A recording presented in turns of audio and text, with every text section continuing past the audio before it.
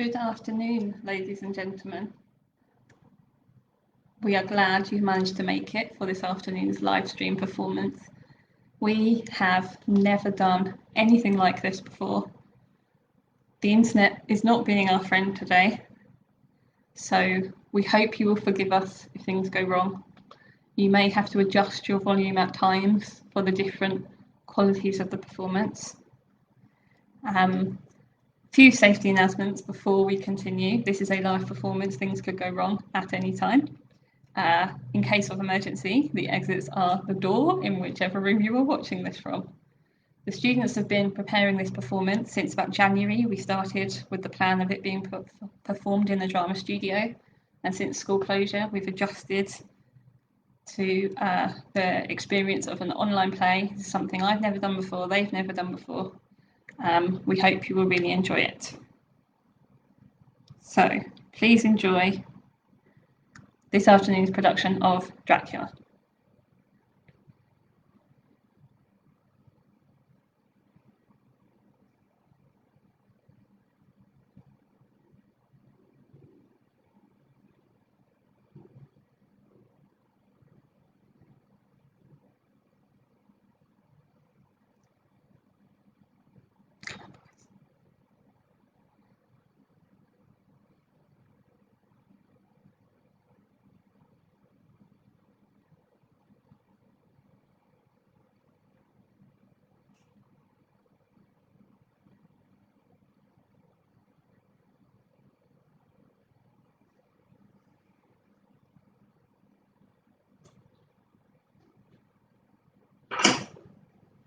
For centuries, I have walked my world alone. It gives joy to this too. The weariness of solitude. For so long, I had yearned for a companion to share with me this world, this eternity. And I shall walk alone no more. One shall walk beside me. One shall become my companion. There, beneath the sky, Lit by its numberless stars. We shall stand together. and gaze towards the black shadows of the mountains. And we shall be filled with hunger and silence longing. And the moon shall rise. And we shall be wolves running, With the horizons. rolling endlessly. Beneath our feet.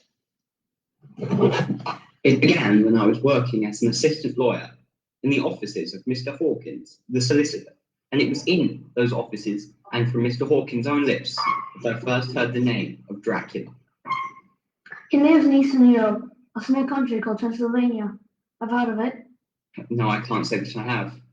Neither have I. It doesn't matter. Bohemia, Moravia, Moldavia, Transylvania. All places on a map between here and there, if you know what I mean. Yes. Anyway, this Dracula fellow lives there. An aristocrat, old family, going all the way up to the time of Attila the Hun, or something like that. And the point is, he wants to move to England. Fallen in love with the places. By all accounts, all from books. Mind, no doubt he'll find the reality a bit different. No doubt. None of these curly mountains and wild landscapes here. Corner shops and trolley buses and rain. We mustn't forget the rain. Not that if you could try so. Where was I? You were telling me about Mr. Dracula, so. Count Dracula, my boy. No plain list of one. Oh dear me, no. These European chaps can be very touchy about their ancestries and titles. Remember that when you meet him. I'm to meet him? Yes, but I'm coming to, you see. He got in touch with me a while back ago with an agent of his. Can't remember the man's name. Very excitable. He might have my head pinned to just to speak with him. And this agent brought me a letter that the Count stating to wish to move to England and is finding a reliable firm to find a place for him. Money and object, a reliable firm, my boy. How's that now? Your reputation has travelled far indeed, Mr. Hawkins. So it'll pay, and so shall you, Jonathan. You shall travel with it. All the way up to Transylvania. What? I'm to go there? Yes, that's what I'm trying to tell you. I think I've just found the kind of place Count Dracula is looking for. Not an easy task, I can tell you. He was very particular in his requirements. Very particular. Quite odd, some of them. But It's not my place to comment on clown's wishes, especially when that clown is paying so handsomely. This place you found, where is it? It's in the north, Woodsley. Really? Do you know that? No, but my fiance is going there this summer to stay with an old friend of hers. Coincidence, huh? She'll come across this place for Catholic Manor. I wasn't really, but that's what he asked for. Something old and remote and spacious. Well, Catholic Manor is something old and spacious, and you can't get much more remote than Woodsby. You've written and told the Count? I have, and he's written back, and told me to travel to his home with all the details and documents, as if it's hopping to a cab across the town. I'm too old for such a journey, but you're not. So I'm sending you in my place. It's about time when you see something of the world. Thank you, sir. I wouldn't send you if I didn't think you're up to it. And you are. Why, you're more than up to it. Why, sending you is like going myself. You have my every confidence. I've written and told the council. Thank you very much, Mr. Hawkins. Everything's in there. Copies of the property that I took myself, deeds, documents, and contracts. Most importantly, the contracts. There are 3 for him to sign, and there are travel arrangements sent by the count. Study everything carefully. Put aside your other duty and devote yourself to this task. He'll expect as much, and so shall I. When shall I leave?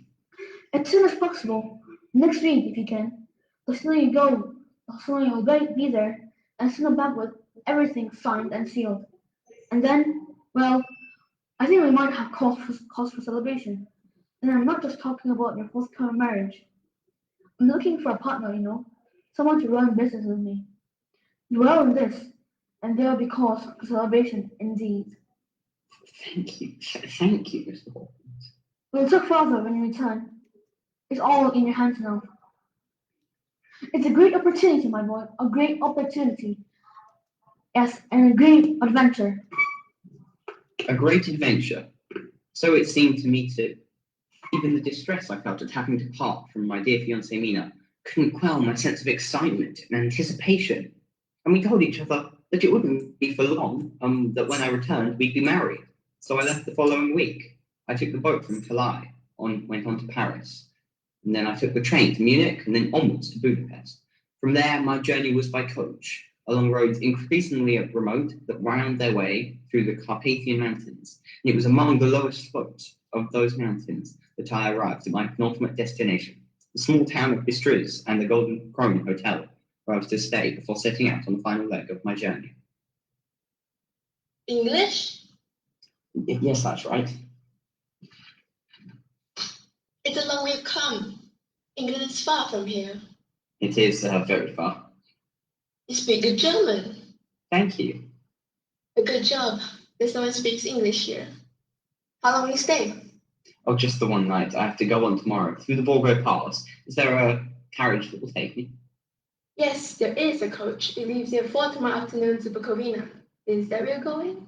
Oh, no, I only wish to go as far as the pass.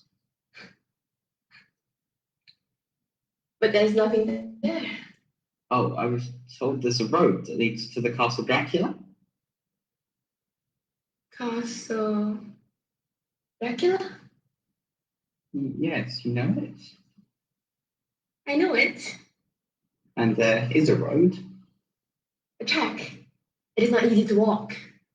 But is it far to the castle? No. Then I'm sure I'll manage. But the pass is many hours away. It'll be that when you get there. I don't mind. If I'm permitted to ask, why do you go to Castle Dracula? Oh, I have business with the Count. Business? Must you go there tomorrow? Yes. Stay here. One night is such a short time. Our town is beautiful. Stay a little longer. Stay 2 nights. Go the day after tomorrow. I wish I could. Your town does indeed look beautiful, but my business with the Count is quite pressing. Perhaps when I return. Do you know what tomorrow is? It's the 4th of May? St. George's Eve. On that day and on that night, the evil of the world are spake. They rise, they walk abroad, they're strong in their power. And that place to which you are going, What of it? it is old. Many that line its roots, it has eaten much blood. Oh, I'm sorry, I'm afraid I don't believe in such things. No, not in your land, perhaps. You have no need. But here there is need. It is not your land. It is ours. And here such things are real. Despite her obvious concern, I insisted that I must continue on with my travels the following day, and seeing my determination, she fell silent and led me to my room. I passed a quiet night and a pleasant morning, and she spoke no more of it until the carriage arrived and I was preparing to take my leave. You were certain about going? You decided? Yes, I am. Then take this. It is a cross, the sign of a Lord and Savior. No, really, I couldn't. Please take it. No, I mean, yes, Don't do- I'll take it. Keep it with you at all times. I will. And may God and His Holy Mother be with you and keep you from evil. I placed the crucifix in my pocket and forgot about it. Suppose I must have lost it at some point, for I never saw it again. Not long after the carriage left the town, the sun began to set. And as we climbed higher through the pass, the mountains on either side were bathed in a deep red light, and the sky above them began to darken, filling the world around me in shadow. Then I slept and woke to blackness and dark night. We had stopped. The carriage had reached the top of the pass. I got out and found the road easily enough, and then began my ascent to the Count Dracula. The landlady had been right. It was hard going, especially at night, and cold, bitterly cold. It was a cloudless night with a full moon, and in the distance I heard wolves howling. Once I thought I saw a light flickering among rocks above me, a pale blue unearthly light. I turned off the path and climbed towards it, but it disappeared, and as I turned back to the path, there was a movement in the shadows, and a figure stood before me. Help me. A girl, a woman, Will you help me? dressed in red, her face hidden by a hood. Please help me. And she sounded so weak, her voice frail. You will help me? I'm lost. I don't know where I am. What is this place? She held her hand out towards me, imploring. A thin, pale hand. You will help me? I'm lost alone and cold and hungry. A hand more bone than flesh, with nails so long, like claws. I'm lost alone and cold and hungry. No, not him. Go. Be gone from him. Go, I say. Get elsewhere tonight. Mr. Harker. Mr. Jonathan Harker from England? Yes, that's right. Oh, I'm Count Dracula. I thought you might be lost and came to meet you. I was fortunate I did, I think. Are you alright? Yes, just... Of course, you should not have left the road, Mr. Harker. It was a mistake. In this part, one should never leave the road. It is not wise. But that girl, who was she? A girl, an orphan. She has lived here in the mountains since her parents died. There was a plague. Her mind is great, but there is no real harm in her. She seemed frightened of you. Yes. Come on, Mr. Harker, let's go back to the road. My home is not far. We have a poor meeting, but I'll try to make it up for you. Some food and wine and good night's sleep. I'm sure you will feel fully recovered after your shock. I followed him to the road and then onward to his home, a tall, imposing castle built on top of a great crag. I didn't really take much of it in then. I was tired and still shaken after my experience, but I felt better after some food and told the Count I assumed we'd begin going over the documents the following day. Unfortunately, no. I have to be away during the day of business. I will not be here when you wait, but I shall take the documents with me and we can go through them when I return. When will that be? In the evening? I see. For tomorrow, my home is yours. There will be food prepared. Spend the day as you wish. I'm sure you'll find many things here of interest. But please do confine your wanderings to the house. The chapel, in particular, is in the state of great despair and is not at all safe. Very well. May I have the documents? Oh, of course. Thank you, Mr. Harker. I shall begin studying them immediately. You must be very tired. Your room is at the top of the stairs. I hope you find it comfortable. Good night. I slept fitfully and woke to a fine and clear morning. I ate and then passed the time exploring the many rooms of the castle. But almost from the moment of my waking, I was aware of a strangeness about the place, a sense of death and decay, a rottenness within the very stones.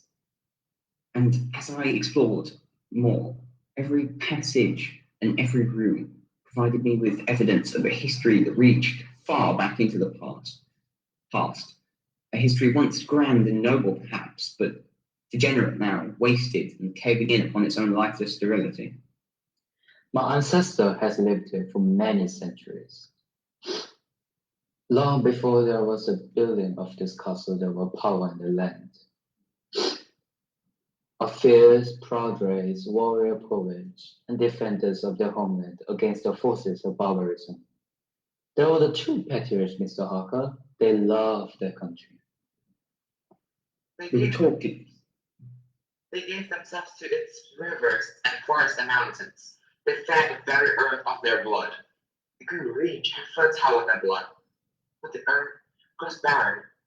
The glories of the past crumble with the stones of this castle. The bones of my ancestors are dust in their tombs. I'm the last of their line. In me alone they have life. And there are times I grow weary. As the sun set, the Count returned. I ate the food he brought me, though he did not eat, and we talked in the great hall, lit by a fire that cast crooked shadows across the cobweb walls. This is the reason why I've made the decision to move to your country. There's nothing left for me here, only the past. And one must look at the future, always. So you have studied the documents then? Yes, everything appears to be in order. And the property? It is excellent. I could desire none better. And there's nothing you wish to discuss? No, my good friend Mr. Hawkins has been most thorough and meticulous, as I'm sure has been his assistant. He has written to me and speaks of you highly. It is good of him. So you are ready to sign then? No, not yet. But you said everything was in order. Indeed it is. Then may I ask the reason for you not signing? Yes, it is because I do not wish to. When I've completed all my preparations for leaving, then I will sign. It'll be my last act here. I see. Is it difficult? I was hoping to have our business concluded here this evening so that I may begin my journey home tomorrow. Then I'm sorry to disappoint you. Is it so urgent you return? Not urgent, but desirable to me. But it is desirable to me that you stay for a few days only. I rarely have guests, Mr. Harker, and it is a novelty of which I'm loath to be deprived. A few days until my preparations are complete, then you may go. Humiliating this, please. Say you will agree. It appears you have left me no choice. Is it your heart that draws you home again, Mr. Harker? Your heart and your loved one. What? I thought there's among the paper. Your wife. My fiance? She's very beautiful. Such fine, strong features. There's a nobility about her, a strength and depth of character. She's proud, yes? I wouldn't say proud. You're a lucky man. Do not be concerned. You shall see her before long. Until then, remain my guest. I looked at the photograph of Mina, and it was as if I was seeing it for the first time, seeing her as he had seen her. There was a kind of hunger in his eyes, and all of a sudden I felt the great distance that lay between us, a distance that seemed to be pulling us apart. And two, I suddenly felt unaccountably afraid. It was only a few weeks after Jonathan left that I went to Whitby to stay with Lucy. We've been friends since childhood and had written to each other regularly since Lucy had gone to live, well, there. I was so excited to see her, especially as since Jonathan's leaving. I had experienced an increasing sense of unease and anxiety, which came to me in strange, disturbing dreams. Dreams I could not remember upon waking, except that in all of them, there was a shadow, a formless shadow that seems to be reaching out towards me. And since when have you paid any attention to dreams, Mina? I don't, Lucy, not really. You poor thing. It's only that you're missing Jonathan. Yes, I know. And it won't be long before he's home again. Will it? No? Very well then. Dreams are nothing but dreams. Nothing to be gloomy about. Am I gloomy? I'm sorry, I don't mean to be. I'll try and be more cheerful. Good, because I have some cheerful news. Some very, very cheerful news indeed. I've known she has something to tell me ever since she met me at the station. Lucy was never very good at keeping her heart a secret. My subdued manner had prevented her from telling me straight away, but now that telling is to be delayed no longer. I wonder if you can guess. I'd rather you told me. And I'd rather you guess. Can't you guess? Please, look at me, Mina. Can't you? Then I saw the truth of it, what made her eyes shine so, that deepened the color of her skin, what lends a brightness to her whole being. I saw what she'd been bursting to tell me ever since she met me at the station. She had a proposal of marriage. No, you're wrong. What? I'm sorry, I was sure. Not one proposal. 3! Of course, only Lucy could have 3 proposals. And of course, she could not rest now, not until she had described each of her suitors in great detail. First of all, there's Dr. Seward. He would just do for you, Mina, if you weren't already engaged to Jonathan. Also, he's only 29. He's in charge of a large asylum in the town. I made his acquaintance a short while ago, and I had no idea of the depth of feeling for me until he came to see me the other day. Lucy, there's something I must speak to you about. It concerns the manner in which I've come to regard you. Poor man, he was trying to be so cool and composed, and yet I could tell how nervous he was. It quite made my heart ache for him. Although I've known you but a brief while, you have become dear to me, and I hope I have become dear to you. So dear, in fact, that you might wish to share your life with me. Of course, I told him that I could not because of any ill feeling towards him, but because my heart belonged to another. Another? Another? I understand. I am sorry to have troubled you. Then he took my hand so tenderly in his and spoke with kindness. I believe complete sincerity. I hope you have found happiness in the man you have chosen, and if you're ever in need of a friend, count on me as one of your best. Poor Dr. Seward. Now, who's the second? The second is a man with the delightful name of Quincy Morris. Quincy P. Morris. He's an American, though he's lived so long in this country that he lost all but a trace of his accent. A good friend of John Seward and Arthur Homewood, whom I believe you also know. And on many evenings, he amused us all with his stories and tales. For I have traveled the world, Miss Lucy, and I've been to places and seen such things that even folks here in safe little England would never even dream of. But then, one of those evenings, being alone with me, he made his quite unexpected proposal. Traveled the world I have, and there's nothing I like better. But I'd be willing to hang up my boots and settle for a warm fire in a little country house, if it meant that I'd be spending it with the one who means the most to me. I mean you, Lucy. And once again, that I said I could not accept such an offer because my heart was given to someone else. Someone else again? Who is this someone else? Be patient, you will hear it. Lucy, I have to tell you, I'm disappointed. Mighty disappointed. I had thought the two of us, I thought we got on tolerably well. But it seems I was mistaken. But you've been honest with me, Lucy. Honest and direct. And I thank you for that. And though you might not have found a husband in me, you found yourself a true friend, one who will never let you down, no matter what kind of fix you're in. I thank you again and take my leave. And he was gone. And he'd been so sweet that my heart like breaking. And I wept. I wept, Mina. I'm sure you did, Lucy.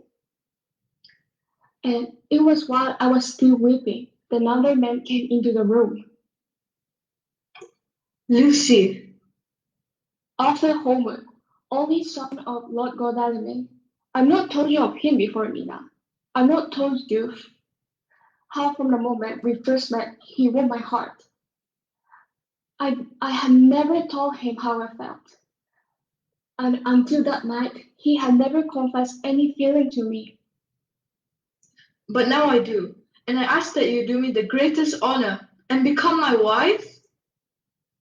And this time you said yes? And this time I said yes. And make me the happiest of men. Lucy, I'm afraid I have to leave you for a little while. My father's not well, but when he's better, then I shall return, and we shall be married. So, it's to be Arthur Holmwood then? Yes, it could be no other. But Mina, Dr. Swart and Mr. Morris is so sweet that I do have some affection for them. Of course you do. And though I do love Arthur, I sometimes wonder why it is a woman must choose only a man to be her husband. Lucy! Have I shocked you? Do you think I'm wicked? I can't help what I think. No, I don't think you're wicked, but I do believe you should be satisfied with one husband, as I will be with Jonathan. Yes, you're right, of course. Perhaps we can make it a double wedding, Mina. Me and Arthur, and you and Jonathan when he returns from abroad. That will crown my happiness. I'm sure I don't know what I've done to deserve such happiness, but all I can do is to thank God for sending me such husband, such good, true, and dear friends. Although we were good and true friends, Though we kept her in our hearts and thoughts. And loved her more than anything. we were powerless to help her. God was powerless to help her. The time when evil came. Horror I had felt that night did not leave me. Although the Count continued to treat me with courtesy, there was something in his manner that hinted at some darker purpose, some shadow in his voice that filled me with increasing dread. And over time, it became apparent to me that I was being kept a prisoner in the castle, though for what reason I could not fathom. And then one night, my fears took on shape and form and stood before me, and I saw them in their true horror. I woke suddenly. It was dark, and I don't know the time, neither late nor early, a kind of no time where all time stood still. Moonlight flooded the room, transforming it, everything sharper, clearer, yet somehow unreal, as if I had stepped through a mirror into a world utterly different. I noticed first the smell, a rich, sweet smell throughout the room, a sickly perfume that was almost visible. And then I heard the voices singing, a song without words, so beautiful. so desperate, a song of longing and desire and despair. And with the song, there came a mist, drifted about the room, glowing with a pale blue light. And there were shadows in the mist, shadows which took on shape and form and stepped out of the mist and stood before me. From black chasms we come, from earth's deep, from hell's pit.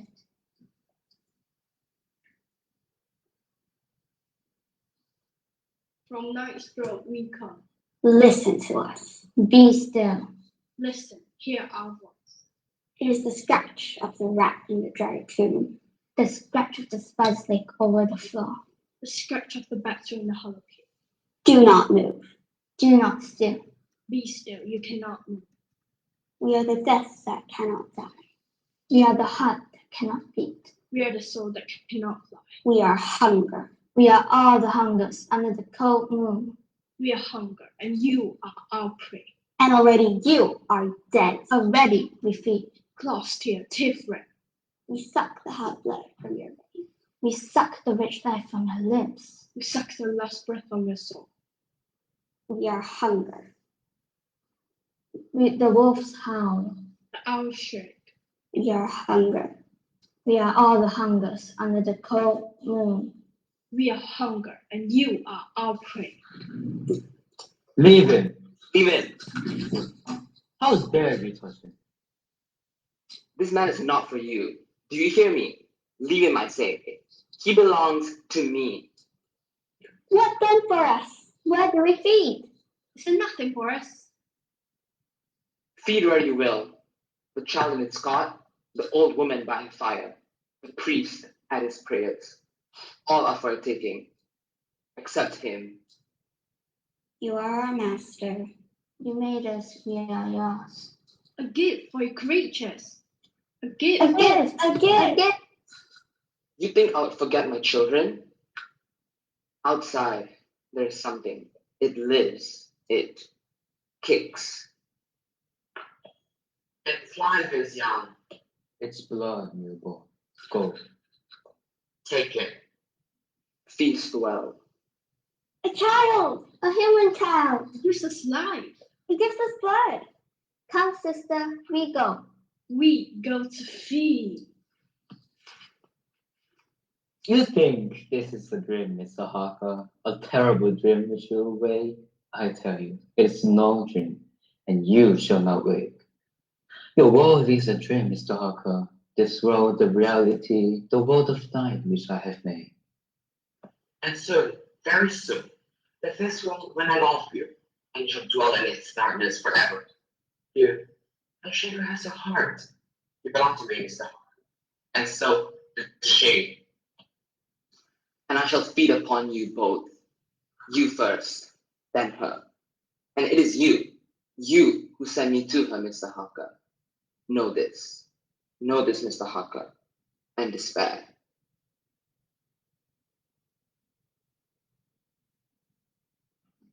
I woke the next morning from horror into horror. I was trapped within my room, captive, prey to a monster that fed on human blood. The light of day brought with it no comfort. My only hope lay in escape. So throughout that day and the night that followed, I formulated a plan. I deduced that the Count walked abroad only throughout the hours of the night. So if I were to attempt an escape, it must be while the sun shone. But the next morning, I saw a cart arrive, driven by 4 men, and they loaded these heavy wooden boxes out of the chapel and loaded them onto the cart. It was late afternoon when they finally left, and I knew that I must act immediately. So I climbed out of the window and made my way along its ledge. And I climbed onto the next ledge, and so on, until I stood above the chapel. From there, I jumped down onto its roof.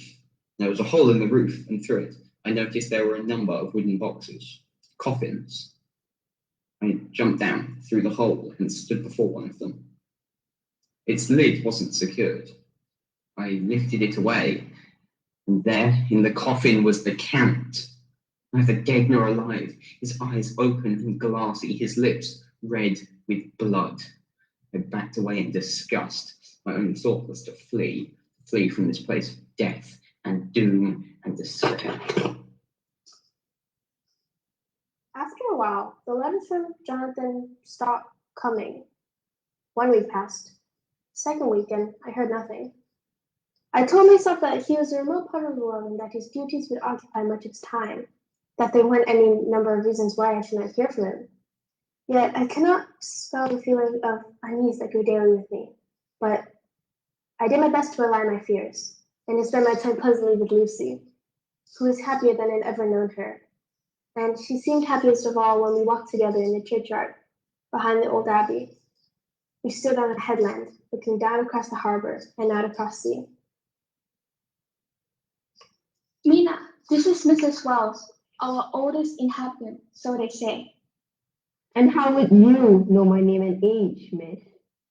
Oh, my mom told me all about you. Mrs. Wells claims to be nearly 100 years old. Is that so, Mistress Wales? I do claim it when folks ask, so you must never believe all you're told. She's known as something of an oracle. Aren't you, Mrs. Wells? If you mean I've looked around long enough to have seen something of the world and its ways, I won't disagree with you there.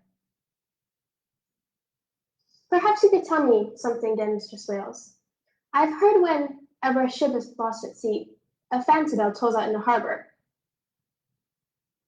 Aye, I've heard it said as well, and no doubt you have also heard it said. There's a ghost haunts the old abbey. That's right.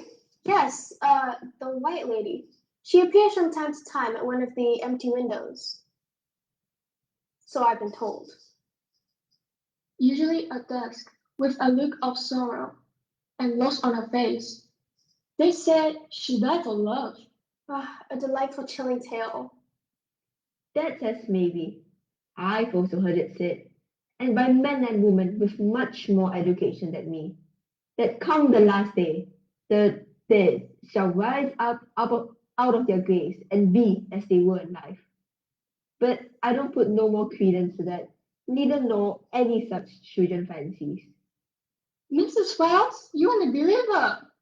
Miss, I've walked this earth for a long time, and I've been across most of it, about fishes and whalers. And if I've learned anything, it's to believe only what I see with my own eyes, and even then to doubt it. I bow to your superior experiences, Mr. Swales, but do you really not believe in anything beyond our mere mortal existence? Do I believe in ghosts and such like? No, miss, I don't. The dead are so much dust and mold. Take these that are buried in this churchyard right here. I've come to sit in this place for more years than I care to remember, and I've not heard one of them so much as sneeze, let alone get out of his grave and walk. So, we passed the summer, and many times had occasion to talk with Mr. Swales. And the last such occasion was that evening in August, the night before the storm. I think the weather will break soon. Aye, it will, that miss, and break with a vengeance if I'm not mistook. It will bring us some relief, I hope. These last few days have been so hot and oppressive. Let's hope that's all it brings, miss, and nothing else. What do you mean, Mrs. Wells? To be honest, I don't rightly know what I mean. Call it a feeling. There's something coming with the storm. What it might be, I can't say, though I sense there's nothing good about it. This isn't like you, Mr. Swales. You sound almost superstitious. Maybe it's just that I can feel my own death approaching. Surely not. You haven't heard yet.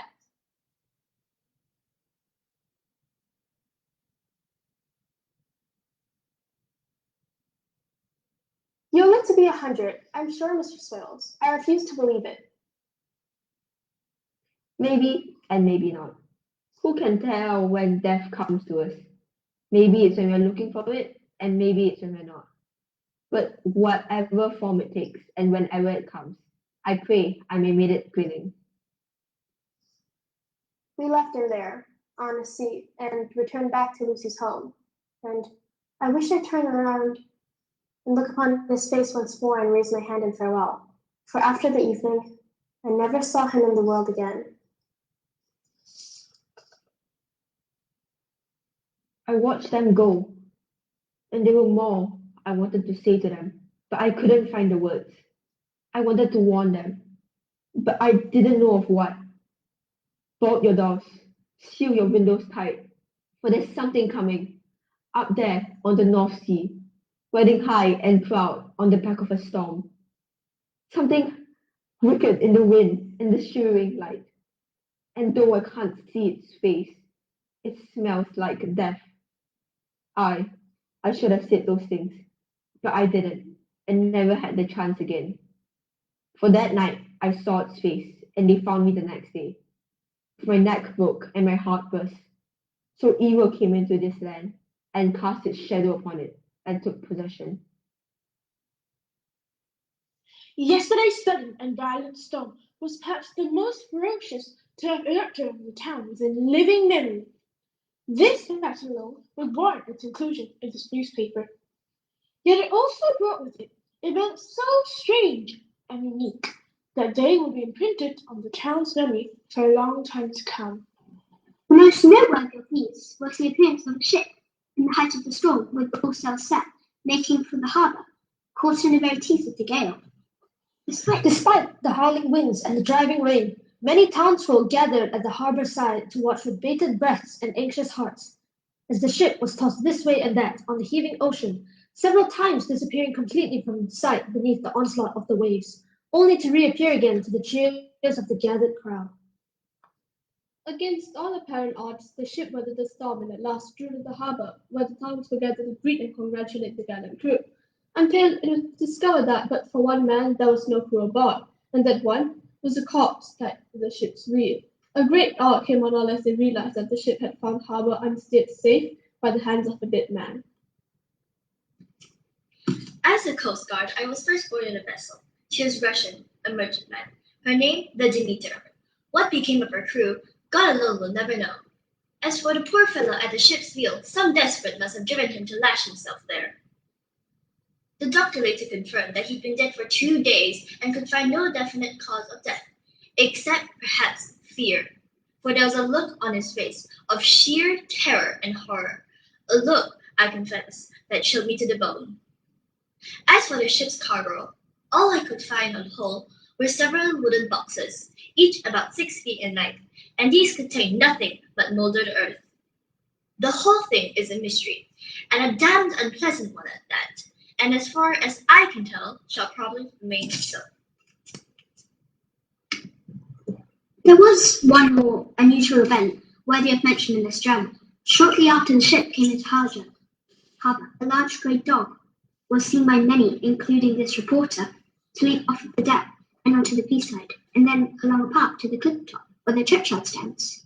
But what the dog was doing on board the ship, and what became of it thereafter, no one knows, for to date it has not been seen again.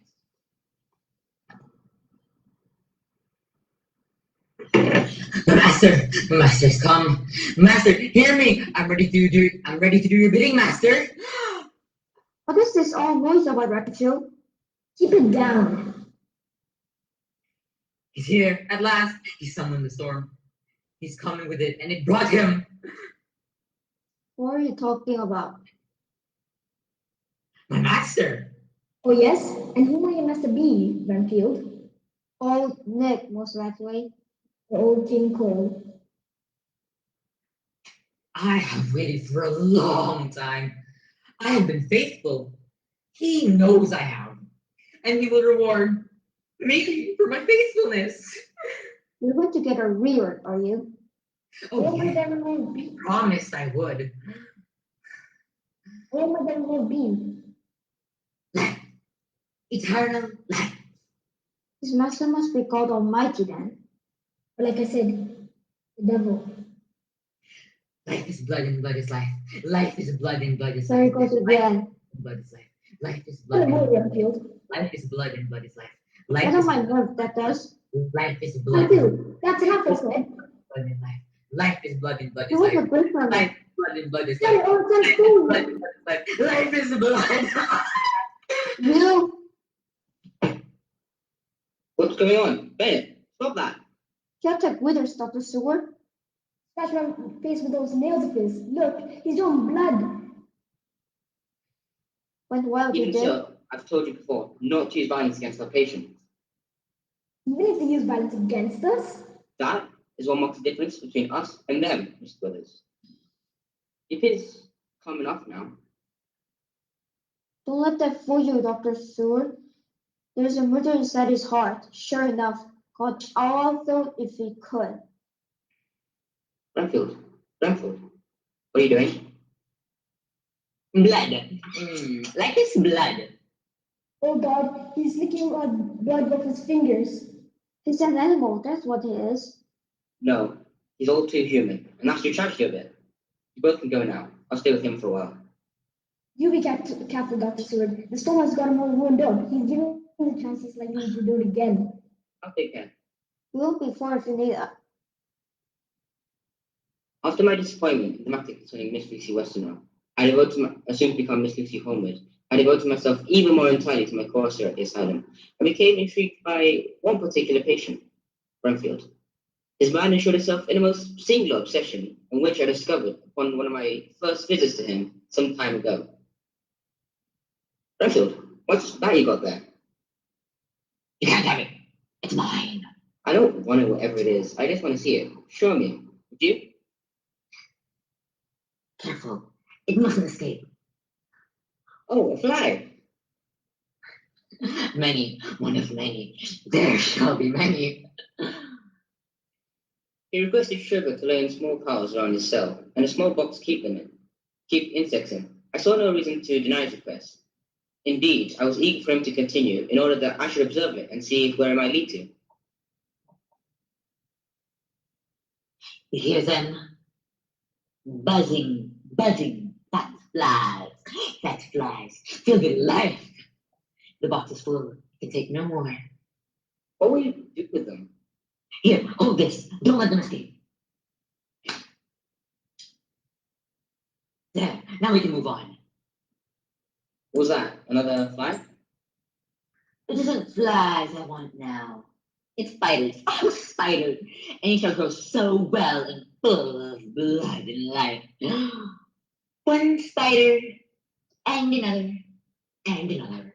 Soon, no more flies, and a box full of spiders. Fat spiders. Do you see? Needless to say, I did not. But daily, I observed him gripped in the mania of his obsession. As eager almost as he was to follow it to its ultimate end. Life is blood, and blood is life. What's that you say, Renfield? That's just blood, and blood is life. Spiders eat flies, and birds eat spiders. And here's a whole box full of spiders for a bird to feed on. And he shall grow so well and peace and full of blood and life. So at last, I began to get some reason and progression in his menu of his. From spiders, he moved on to birds, luring several sparrows from outside into his room. And the right message make it as well. Filth and droppings everywhere. You sure it's healthy to let him keep them in there, Dr. Sword? I don't think there's any harm in it. They aren't that much of a nuisance at present, and it'll be interesting to see what he will do with them. I know what I'd like to do with him. Clean this whole lot and clean the in-pump as well while I'm at it. I'm sure it won't continue on for much longer, Mr. Lucas. I've been observing his obsession of his daily, and... Oh my God! You animal! You filthy, stinking animal! Mr. Bennett, what is it? What's wrong? Him! That's what's wrong. You know what? You see what he's doing? He's eating one of those black birds. Didn't even kill it. He's eating it alive and raw. No harm in Dr. Sword. There's nothing but harm in that one. He's a creature full of harm and wickedness if I've seen it in any living soul. It's best to get out of this place, Dr. Sword. If you don't, he'll soon clear it for us.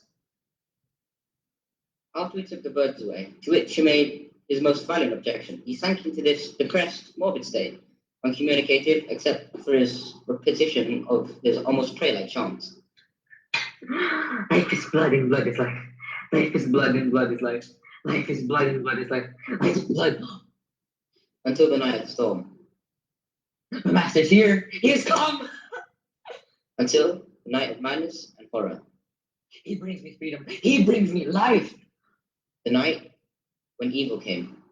My master has come in the belly of the storm. My master is here and he brings me blood. The storm came, but brought no break in the weather. The days that followed were hot and oppressive, almost unbearable.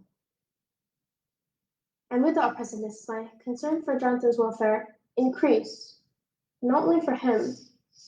Since the storm, Lucy had become restless and distracted.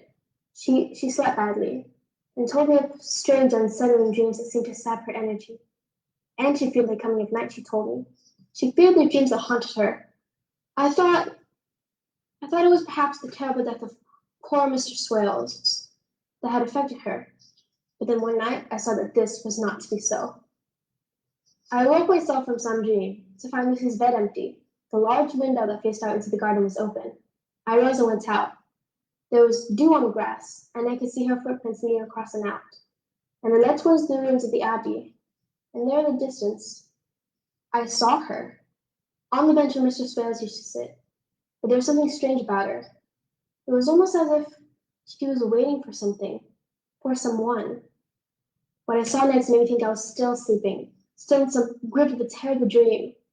Out of the shadows, a figure approached her, stood over her, and she raised her head as if in greeting. The figure stooped over her, and she was lost in the darkness of a shadow. And I knew that this was no dream. This was real. For I gave a cry, and the figure turned its head towards me. In the light of the full moon, I saw its face, and it was the face of a beast. No!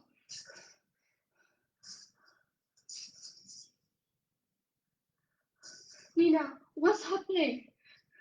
What am I doing out here? It's all right, Lucy. You've been sleepwalking, that's all. Sleepwalking? Yes. I found your bed empty. I followed you here. I've had the strangest dream. So strange, but I can't remember it. You're shivering. It's cold. Here, let me wrap my shawl more closely around you. Ouch. I'm sorry, I must have caught the pin with your neck. There, no harm done. Mina, I'm frightened. Frightened? Of what? I don't know. Don't be. I'm here. There's nothing to be frightened of.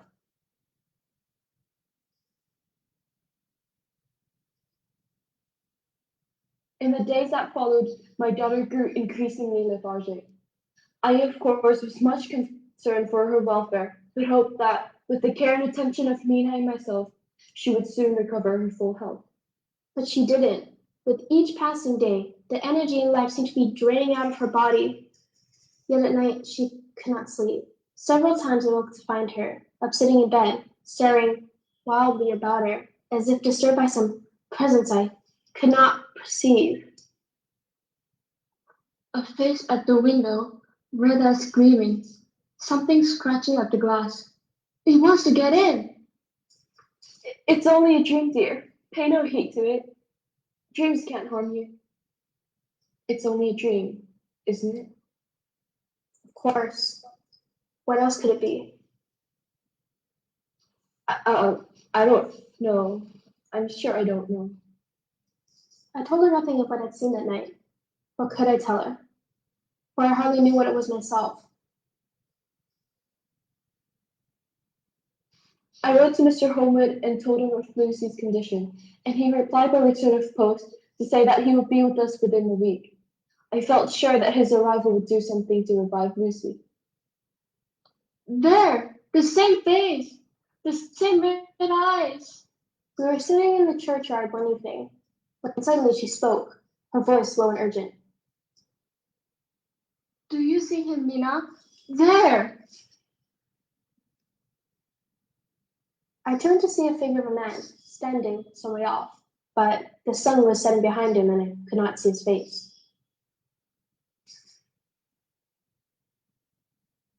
Always the same. What do you mean, Lucy? Who is that man? Do you know him? No, at least I don't know what I'm saying, but it's like my dream, the dream that I have every night.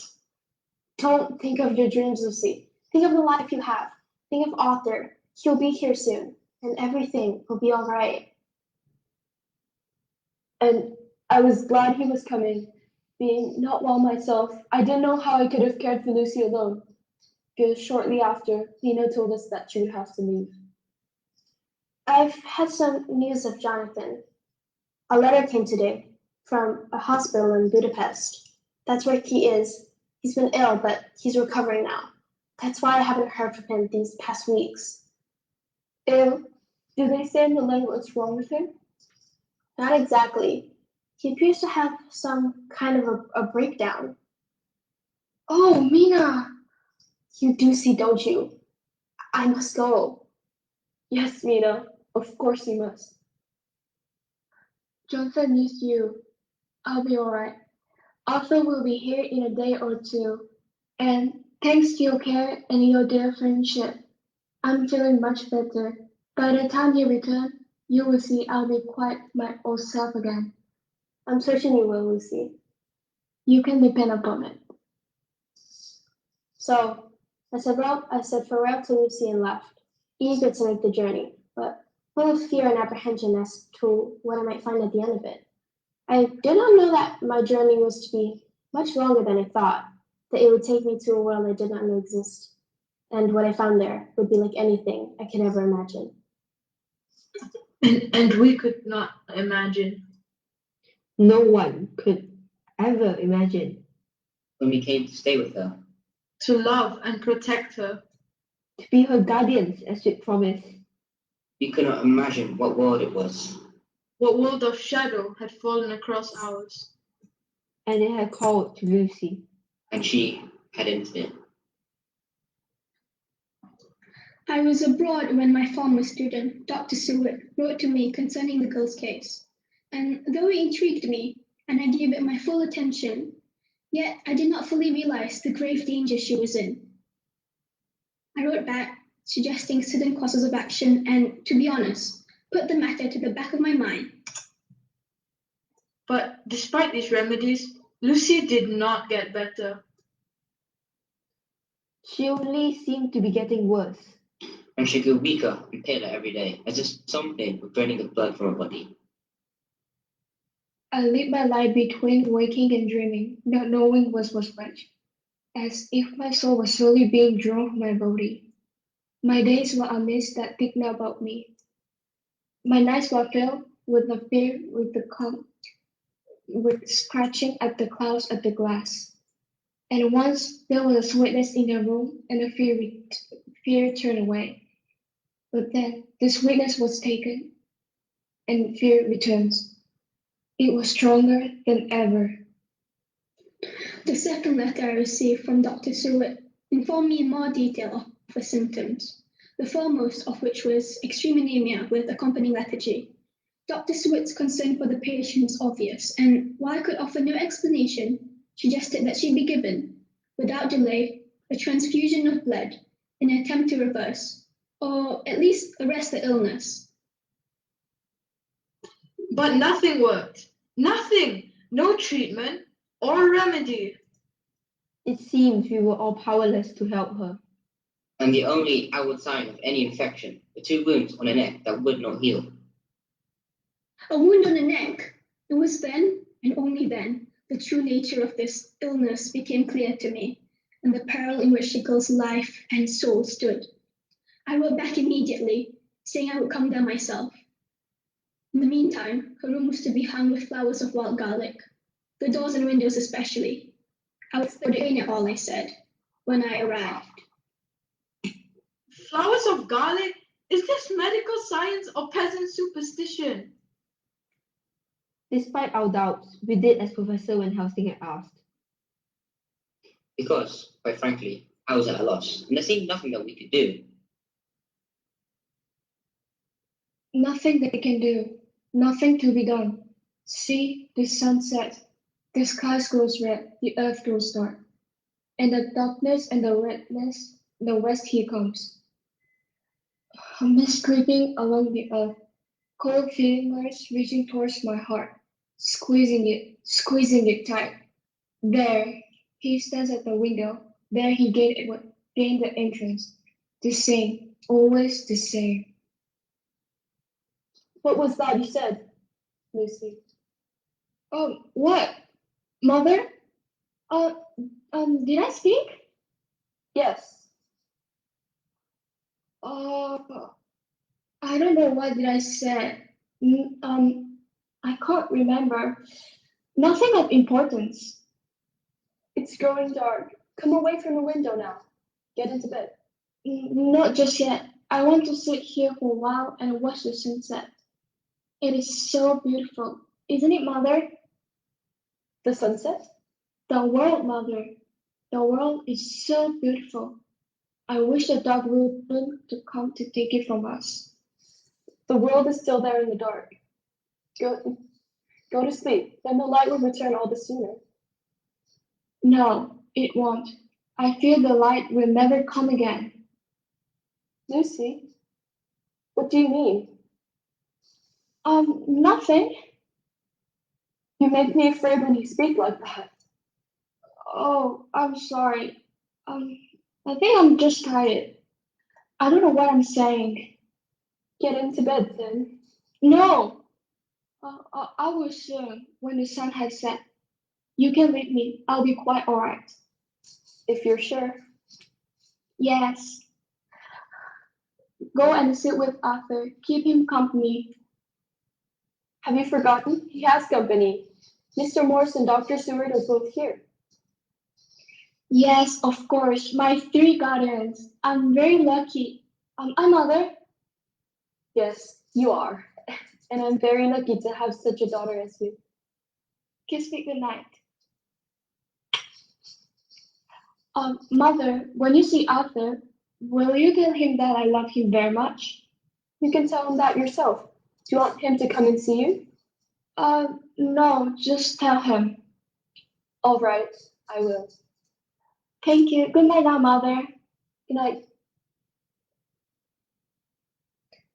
And I turned to look out of the window. The sun had almost set. A line of darkness was rising up into the sky from the horizon, deepening, spreading. And in the dark, a knot of blackness forming, hardening, tightening, my death approaching. Coming like a ship on the blood-red sea. A ship with rugged, tattered sails, the riding of the waves of blackness, the darkness, and I figured the prow leaning towards me, hungry and eager, urging the ship on. Then the waves rolled higher and higher, and they crashed about me, and all was drowned, and my death was here. Lucy, I've come for you at last. Come to me. Come willingly. You know you must. Well, where's my mother? I want my mother. She'll not come. I showed her my face, and it was too much. She's dead. She's gone to hell with all her sins upon her. No. Why should you care about the dead? The dead means nothing to such as you or I. There's so much that's involved. We tower above them. We strike the world like giants. We are immortals. And soon, you'll know the taste of freedom. There's none so sweet. One bite. One last bite is all.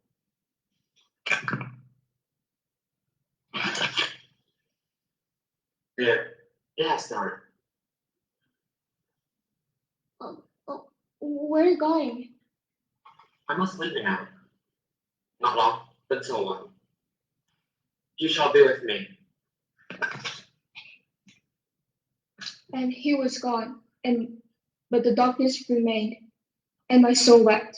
But I didn't care for it, for soon I too would walk into the dark world eternal. So I came to a house of sorrow and mourning, and though I had failed the poor girl, the struggle with horror, yet I knew there was still work to be done, for I may have been too late to save a life, but perhaps not too late to save a soul. Arthur, Quincy, this is the man I told you of, Mr. Van Helsing. I'm pleased to meet you both, though I wish the circumstances had been happier. So do we, Professor, and none more so than Arthur here. Mr. Holmwood, you were to have married the unfortunate young lady. My sincere condolences to you. Thank you. I wish you could have arrived sooner. So do I. Perhaps you might have been able to save her. Perhaps, and perhaps not. You were with her when she finally passed away? We all were. Tell me what happened. What is there to tell? She died. Yes, but if you could describe in detail the circumstances of her final moments?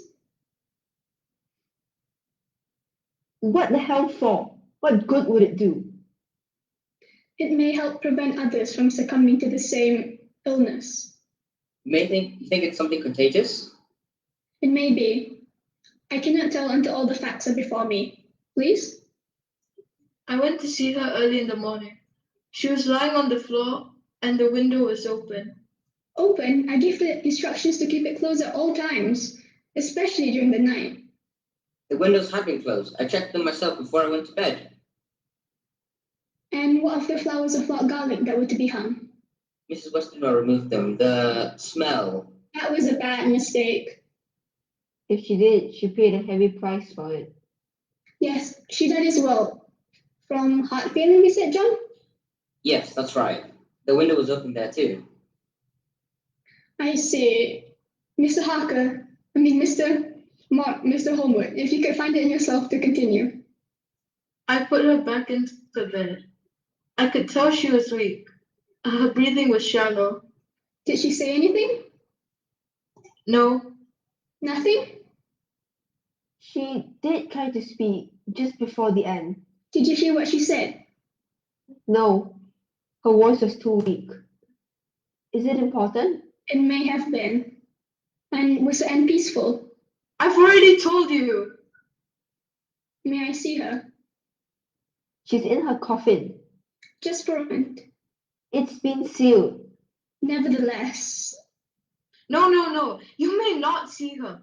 All these questions you're asking, what do they matter? What does any of this matter? She's dead. Nothing you can do will change that. Let her go to her rest. Let her be disturbed no more. He's understandably upset. We all are, Professor. Of course.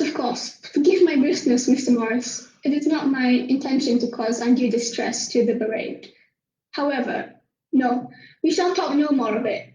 As Mr. Homer has said, let Miss Westenra be interred and be at peace. And let us pray for her soul. I'll say amen to that. One thing, Professor. When Arthur said she died peacefully, well, that wasn't the case. No? Just before she died, at the moment of her death, something happened. A change came over her. What kind of change? Something in her face, a light in her eyes, something savage, as if she had suddenly become possessed. And then? Then it passed as quickly as it came, and she died. Thank you for telling me this, Mr. Morris. I thought I should, if you can shed any light on the cause of her death. It may shed a great light indeed. Good. Because I told that girl that I'd do anything for her. And even though she's gone from us, that still stands. John, what do you think you'll... I confess, I'm not certain. Loss of blood was certainly a factor. And this continued throughout her illness, despite the transfusions of blood you gave her? Yes, it was baffling. A mystery. There's much mysterious about this business, and I believe there's more yet to be revealed. What do you mean? John, once the funeral's over, you and I shall talk in private. There are things I must tell you, things I have learned that I believe have a direct bearing on what has occurred here. And if I am correct, we may still have work to be done before the poor soul of Miss Lucy Westenra can be laid to rest. What do you mean? Now is not the time. We shall talk later. Let us join the others. There have occurred in recent days in the town several incidents of children going missing from their homes. 3 cases have so far been reported, and in each case the circumstances were strikingly similar. First of all 3 children live in All Saint Mary, the town, which lies close to an old abbey and a churchyard beyond. Second, while each child was happily missing for a period of 1 night only, and they were all discovered the next morning, they were all found to be extremely weak and having a pale, most emaciated appearance. And in each case, the child spoke of being met by a young, beautiful woman and taken by her for a walk. But none of the children can remember anything that happened after that until the time they were fully recovered. Finally, and perhaps most disturbingly, on the neck of each child was a small wound, which appeared to have been inflicted by some sort of wild animal. The public can rest assured that this newspaper will continue to report and investigate any further occurrences of these strange and unsettling events.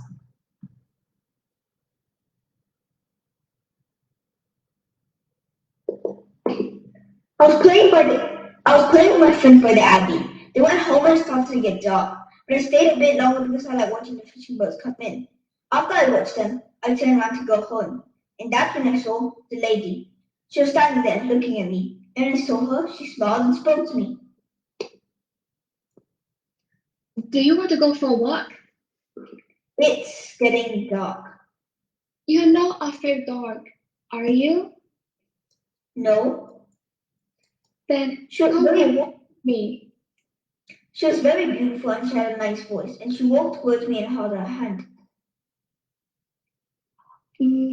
I don't like walking alone. Come and keep me company. Where will we go? Not far, just for a walk, a little walk. Come, take my hand. So I did, and she took me through the abbey and into the churchyard. And while we were walking, she kept singing to herself. Only I can't remember what the song was, and I can't remember anything else either. I can't remember anything else at all.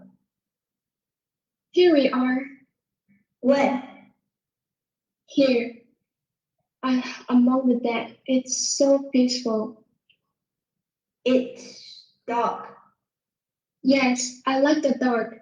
Don't you like the dark? I want to go home now. Why? Why do you want to go home? Don't go home. Stay with me. I'm lonely. I have no friends. Will you be my friend? Sit here with me and be my friend. And you can sleep here. Sit here on this bench. And sit down here. I will put my arm around you and sing to you. And you can sleep. Sleep such a lovely dreams. There, you see?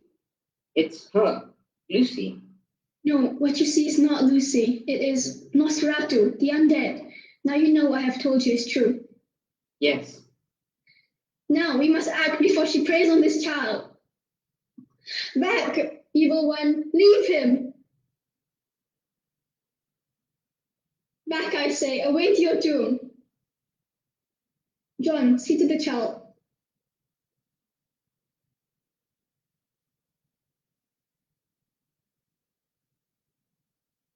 It's all right. She's gone. I'm a friend. There's nothing to be afraid of. I'll come to you later, at the asylum. Bring Mr. Holmwood and Mr. Morris with you. This time they too learned of this and what we must do about it. Very well. How do you feel? Sleepy. What's been happening? I can't remember. Don't worry. It doesn't matter. Come with me now. I'll take you home. I placed the crucifix at the entrance of the tomb, so keeping the creature from exiting and claiming more lives that night. As we had planned, I met up with the others, and I told them, as I had told Dr. Seward, of the creature of darkness and blood, the vampire. He told us how, from ancient times, there had been tales of those that lived on after death. Creatures of the dark, whose existence was a death in life. How these undead could take on both human and animal form, and were and are known by many and varied names. The werewolf, the vampire, Nosferatu. Having no soul, they have no humanity. They are beasts in human dress, driven only by their appetite. And that appetite is for human blood. They feed on the blood of the living. Blood sustains them and drives them. It is their only desire. During the day, they sleep in their graves and their tombs, for to be touched by sun's light is fatal to them. The night is their time, and it is then they walk the earth, immortal, seeking their victims in the hours of darkness. And once having found a victim, they prey on them, draining the blood from the body. And with each feeding, the power of the victim grows, until at last, death comes.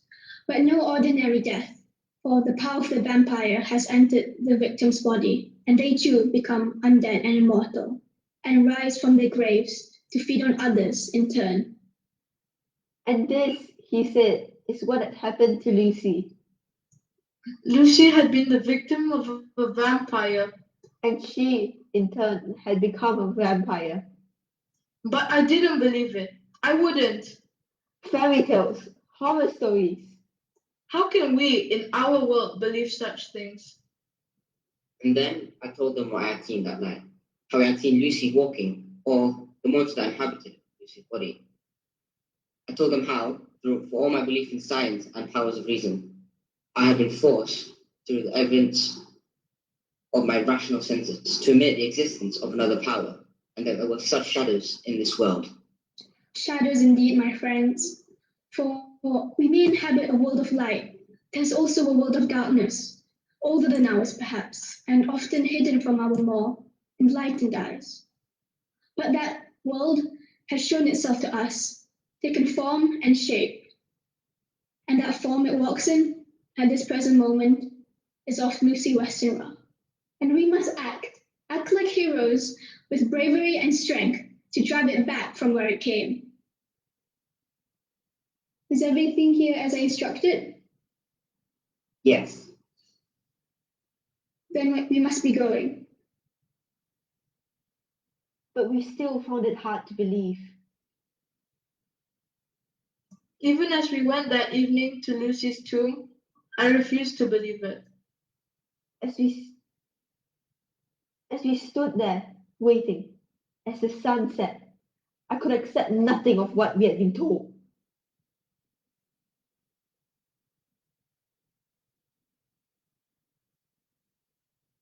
Until the light died and the shadows deepened, and the thing of darkness came walking into the earth.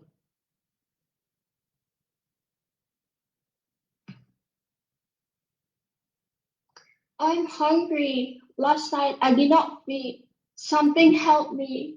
A power terrible. But now it is gone and I'm free. I will feed.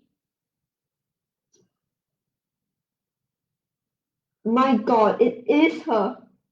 As I said, the dead do walk. I thought you showed her in. Yesterday I did. Today I removed the crucifix. But why? So they could see what she's become. I see them 4. 3, I know. 1, I do not. Waiting for me. I sense her. But what can they do? What their power against mine? Weak, frail they are, but with blood, hot with blood. She's seen us. What do we do, Professor? Wait for the moment. Let her come to us. He's there. I see him looking. He sees her. There is one. With him, I shall begin. His love shall deliver him to me. Whatever she says or does, do not approach her. She's hungry and very dangerous.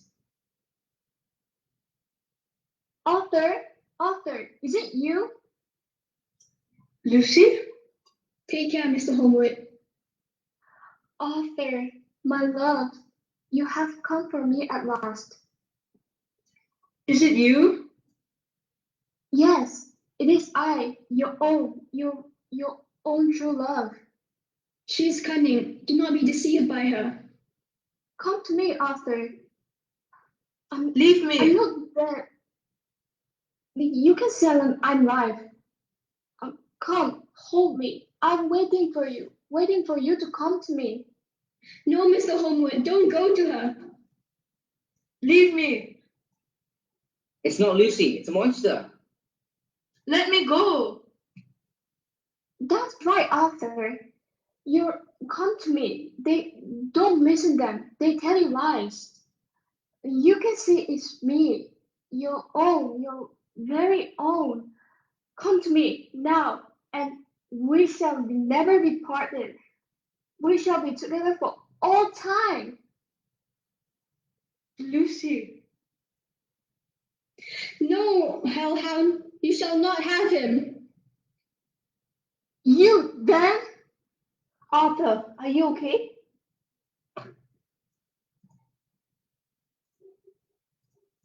I'm okay. Forgive me for how I've acted. There's nothing to forgive. Professor? Say nothing, Mr. Homewood. You have been severely tested tonight, and I believe you'll be tested even further. In what way?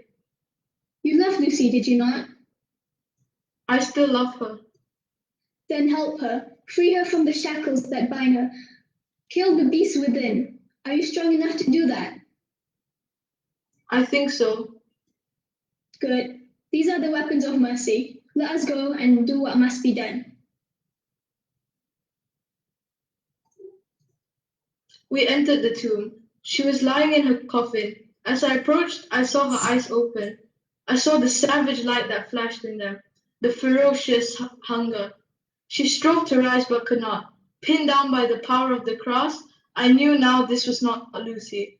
It was some evil thing that had fed on Lucy and would feed on others and go on feeding until it was destroyed.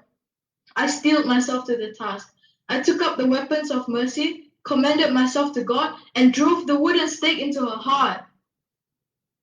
The beast howled with rage and pain, and then fled into the darkness. And she lay still, and I could see by her face that she was finally at peace. And it was done, but it was not over. The hospital in Budapest where I found Jonathan was run by a religious order who cared for the sick. He had been found wandering the outskirts of the city. Apart from exhaustion, there was nothing physically wrong with him, but mentally.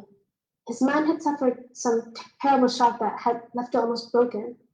What had caused the shock that the sisters could not tell, and I did not wish to know, not until he was recovered and ready to speak of it. So I nursed him back to health, and there in Budapest we were married, and began our journey back to England. And it was on that return voyage that at last I found the strength and the courage to tell Mina all that I had experienced. But even then I hesitated, for fear that she would not believe me, would think me mad, for fear that perhaps I was mad.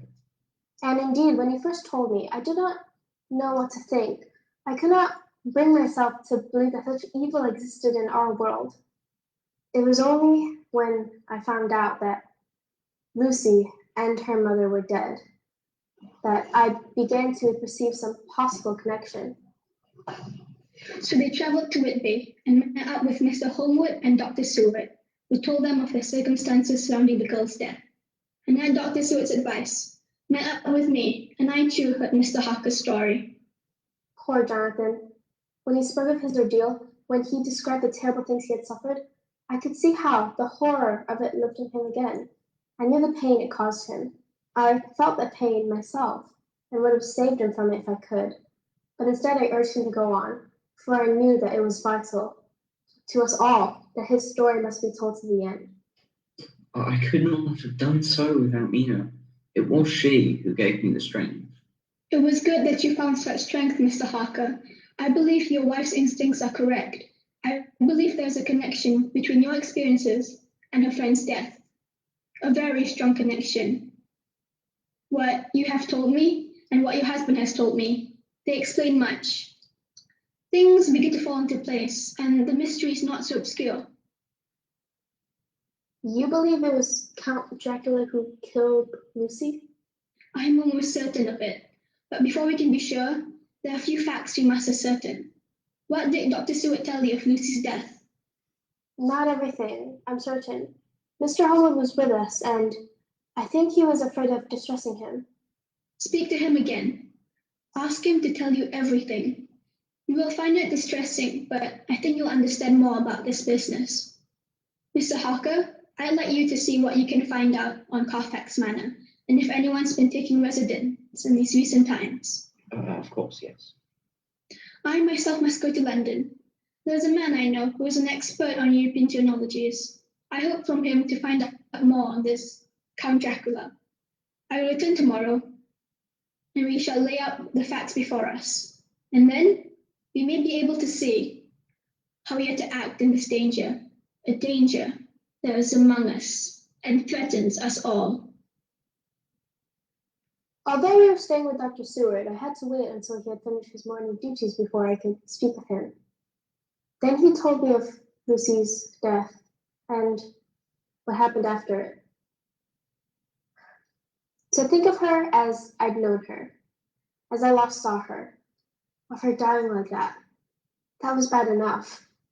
But to think of what she had become, having to endure a second death, I was silent when he told me.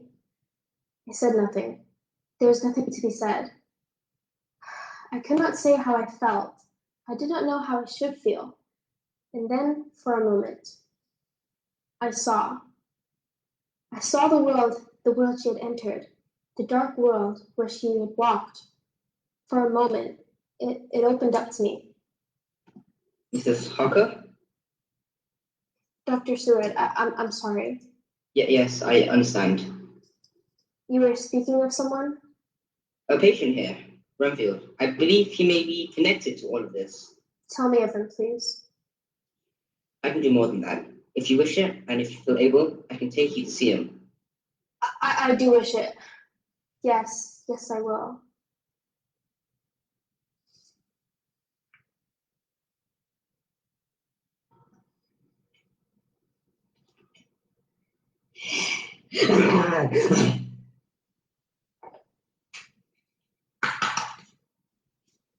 Is this all? No more? No more for me? Flies, spiders, you send them to me, yes? Drifting in on rays of light. Your gift to me, so precious. Not enough. Did not. Enough! You promised more. Rats, you said you would bring meat. Blood. Blood is life. I waited. I still wait. I have been faithful, and this is all? You and I, we are the same kind. You understand. You know my desire. There should be more for me. There should be more than this. Renfield?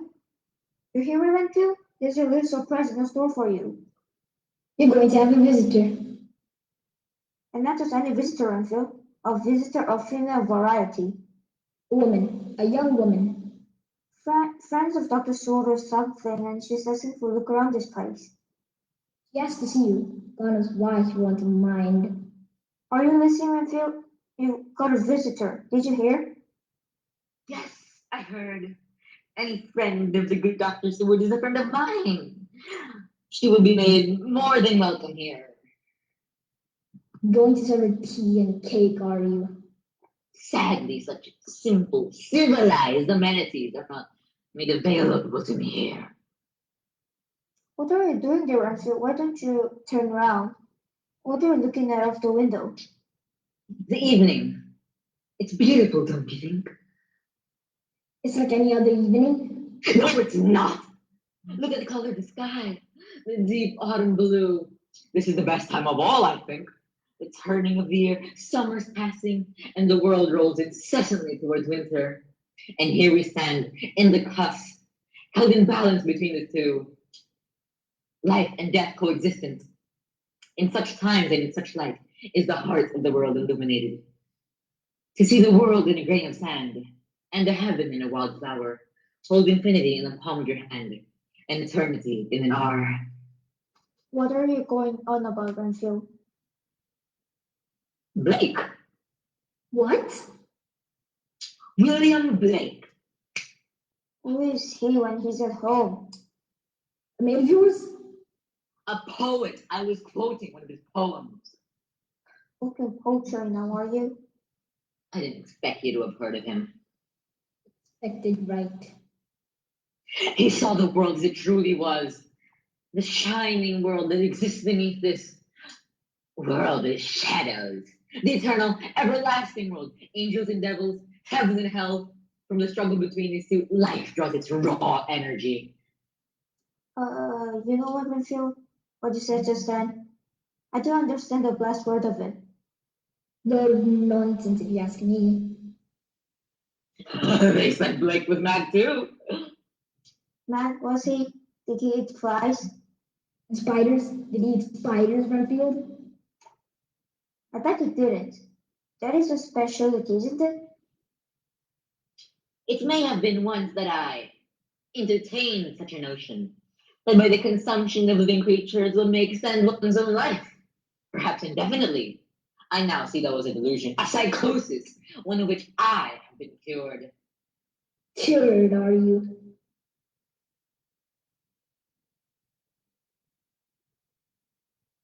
I have applied to Dr. Seward's release. Oh, yes. We know all about that, don't we? We do. And I'll tell you what else we know. You ain't going to get it. Dr. Seward never release you, Renfield. And you know why? Tell him why. Because you're a loony. That's why. You're stark raving mad. I am but mad, north of it. When the wind is suddenly, I am a hawk from a hat. Shakespeare, surely you are the man. What is your game? Game? What are you up to? I don't understand. Yes, you do. You're up to something. All this fancy talk trying to pretend you're better. What is it, eh? What is going in that nasty little head of yours? What? I'm sure I don't know what you mean. Aren't you then? Cured are you? Then what's this? What's in it? Flies or spiders? Or something bigger? It's empty, you see? Then you won't need it anymore, will you? What? Seeing as you're cured. Might as well give it up.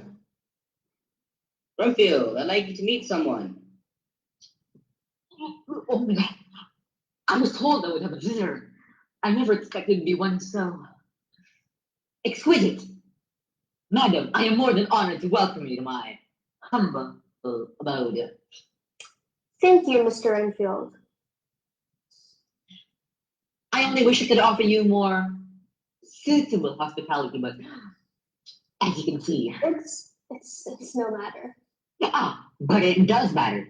To me, however, I have great hopes of soon being released from this place, back into the world, and then perhaps we may meet under more comfortable circumstances. Is that so? Is Mr. Enfield to be released? He's asked me to consider the matter, and I am considering. I hope not too long, Doctor. We shall have to wait and see. About your judgment, of course. Madam, you have the advantage of me. In what way, Mr. Enfield? In that you know my name, but I do not know yours. I'm sorry. I should have introduced myself. I'm Mrs. Harker. Harker? Mrs. Harker, did you say? Yes. What's wrong? What's wrong, Renfield? Your husband is Jonathan Harker? That's right. I'm sorry, do you know him? Yes, no. I've heard of him. I had some business once with his employer back in the days when before he came here. Mr. Hawkins? Yes, that's the man. He mentioned your husband's name to me. Favoritably, I hope. What? I said favoritably, I hope. You're his wife then, Mrs. Harker. Miss Jonathan Harker. I should watch him, Dr. Seward. Looks like he's heading for one of his turns again. Yes, perhaps we should. Here, you've come. Here. Mr. Renfield? Here, at last, now. I think we ought to leave. No, you want to leave? Yes, oh yes, you want to leave. But no, he won't let you. You won't leave. What do you mean? Something. He don't mean anything. It's all just his ravings. Come, Mrs. Harker. Oh, but you're so beautiful. Oh, so beautiful. Your skin is so soft. That's More than enough of human. that. Didn't take you long, did it? No! Don't hurt him. Poor man. He can't help himself. Can't you see how wretched he is? I am wretched. I am. We should go now. Yes, I think I've seen enough. Feel then, are you? Ready to go back into the world? So, you know what, I feel somehow I don't think so. Because you're a nasty little piece of work. That's what you are. Yes, totally nasty. And that's why you're here. And that's why you can stay here forever. Not just me, though. All of us. All nasty pieces of work. You and I, no difference. All beasts with our snaps in the truck. Speak for yourself. You're the beast, not us. The lowest kind of beast. So just you remember that. Here, Renfield, you need this.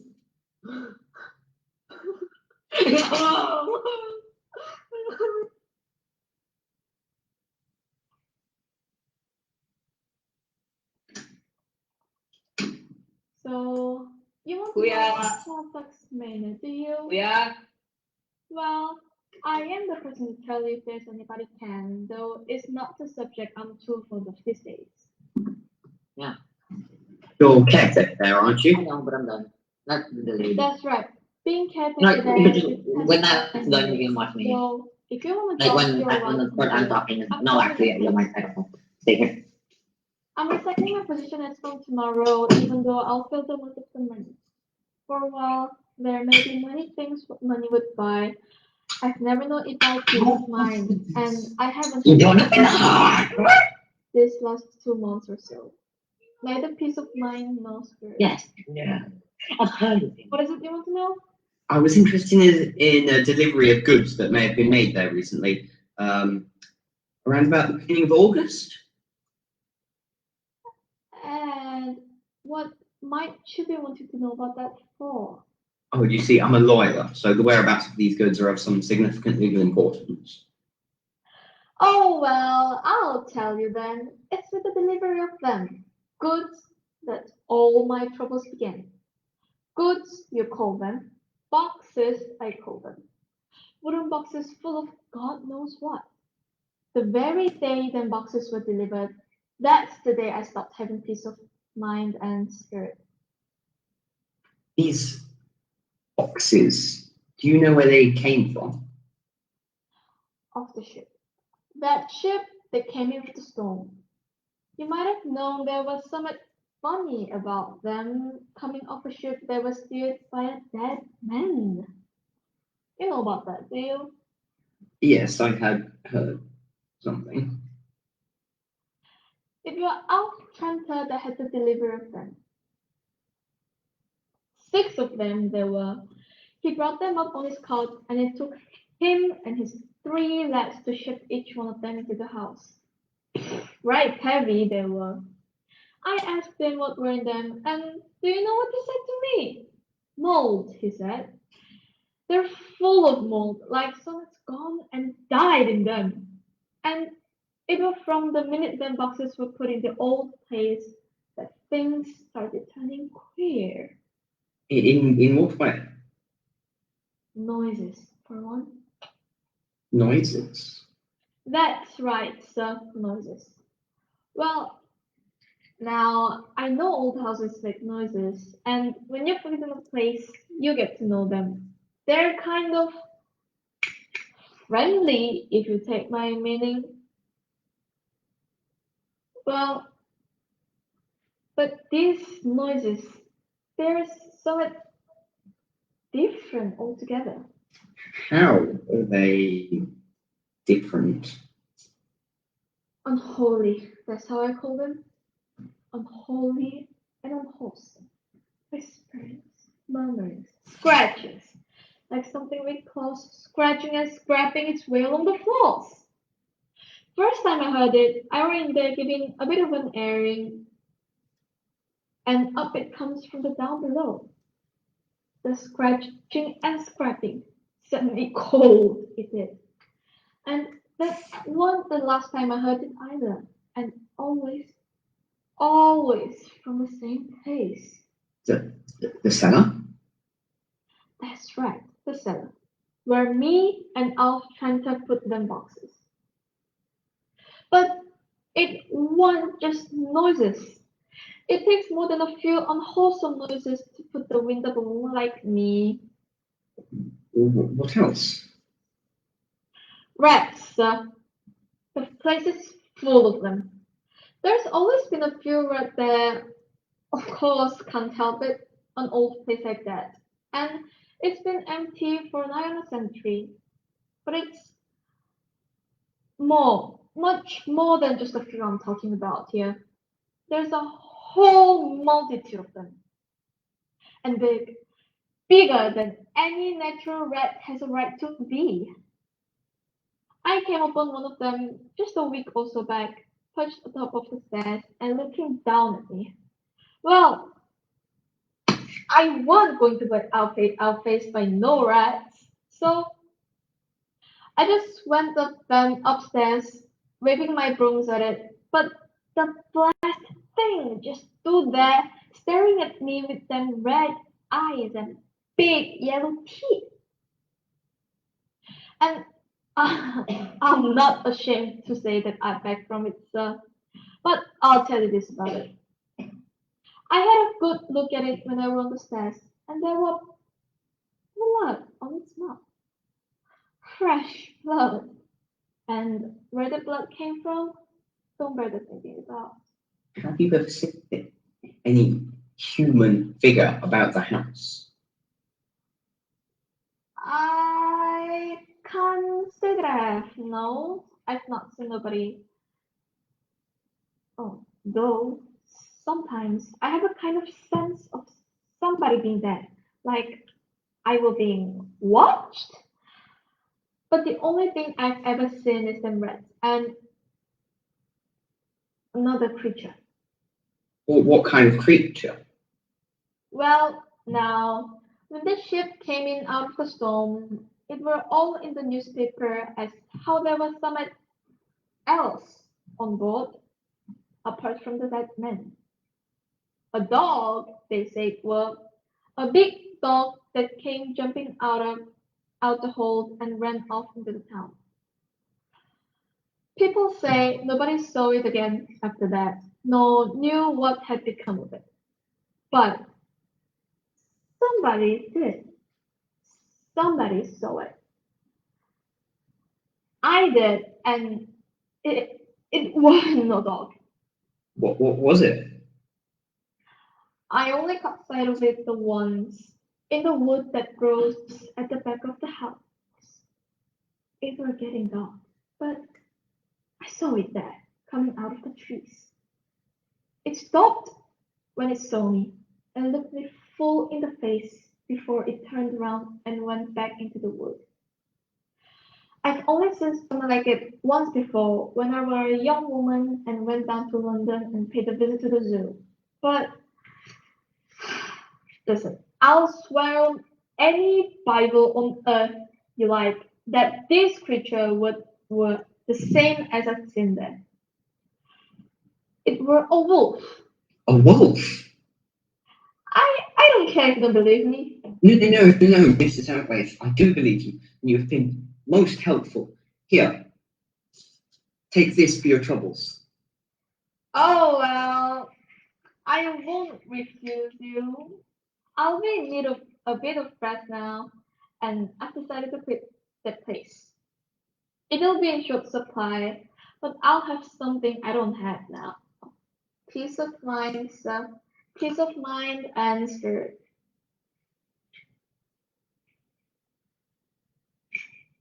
Quick, shut up. Night comes, the dark, and with it, the sting of the dark. Shadows fall, a mist gathers, creeps along the ground. See, he comes, and all hell's creatures with him. 'Tis now the very witching time of night, when churchyards yawn and all hell itself breathes out. Contagion to this world. Now could I drink hot blood. No more. Words fail me. It's here. Yes, I am here. Master. Won't you turn and look at me? Yes, master. There's fear in your eyes. Of course. And something else. Something other than fear. Master, I've seen her. Yes, I know. I feel her presence. Her warmth. Her scent fills the air. You spoke with her? Yes. I too shall speak with her soon. She'll hear my voice, and then she'll hear no other. Oh, she will be yours. Mine, yes. And no one this time shall take her back. And for me? For you. What for me? Do you not like what I send you? Flies, spiders, birds. It is life. Small, mean lives. So is your life, Renfield, small and mean. This is what you are. I am of your kind. No, you're none of my kind. You shall never be. You are as you are. Be content with it. No! No! You would say no to me. You would dare. You know I could crush you, you little man. Crush you out of all existence like one of those insects you feed upon. Don't mean nothing to me. You live because I choose you to live. And if I choose you to die, you die. There, I choose you to live for now. And I give you something. Your freedom. Freedom? To leave this place. Your attendant sleep. Your door to your cell is open. Your path is clear. Go. Go? Go where? What is there for me out there? Same as here, nothing. I've done with you, Renfield. For a while, I'll miss me. And for small services you have done, I make you this gift. Your life. It is no life. Then die. That too may be a gift. No. No! She sleeps here for her safety, she thinks. I hear her breathing, soft. I hear the delicate rustle of her skin, her hair. I hear the whispering of her most secret dreams that she hardly even know herself. But she will know them, for they call to me. This is what I have learned of Count Dracula. These are the few facts I have gathered and what I told the others when I arrived. He has been known through the East for many centuries, first as a warrior of noble race who fought for his homeland against the Turk, a man of courage, great intellect, strength, and iron will, and merciless in his dealings with the enemy, merciless and cruel, a man who is said even then to have dealings with the evil one. A pact was made, perhaps. His life for immortality, or perhaps his will was so strong that even death could not subdue it. Whatever the cause, he passed from the natural life to life unnatural, from a mortal man to Nosferatu, the undead, vampire. So he has lived through the centuries, feeding upon the blood of the living, making others of his kind. But these are lesser beings than he, for long ago he may have shed his last drop of humanity and become a monster. Yet that will, that intellect, that merciless intellect still lives on, and like him have grown strong and terrible, and he reigns alone, supreme. This is the enemy that has come among us. This is the corruption that dwells in our midst. The darkness that has taken root in our hearts.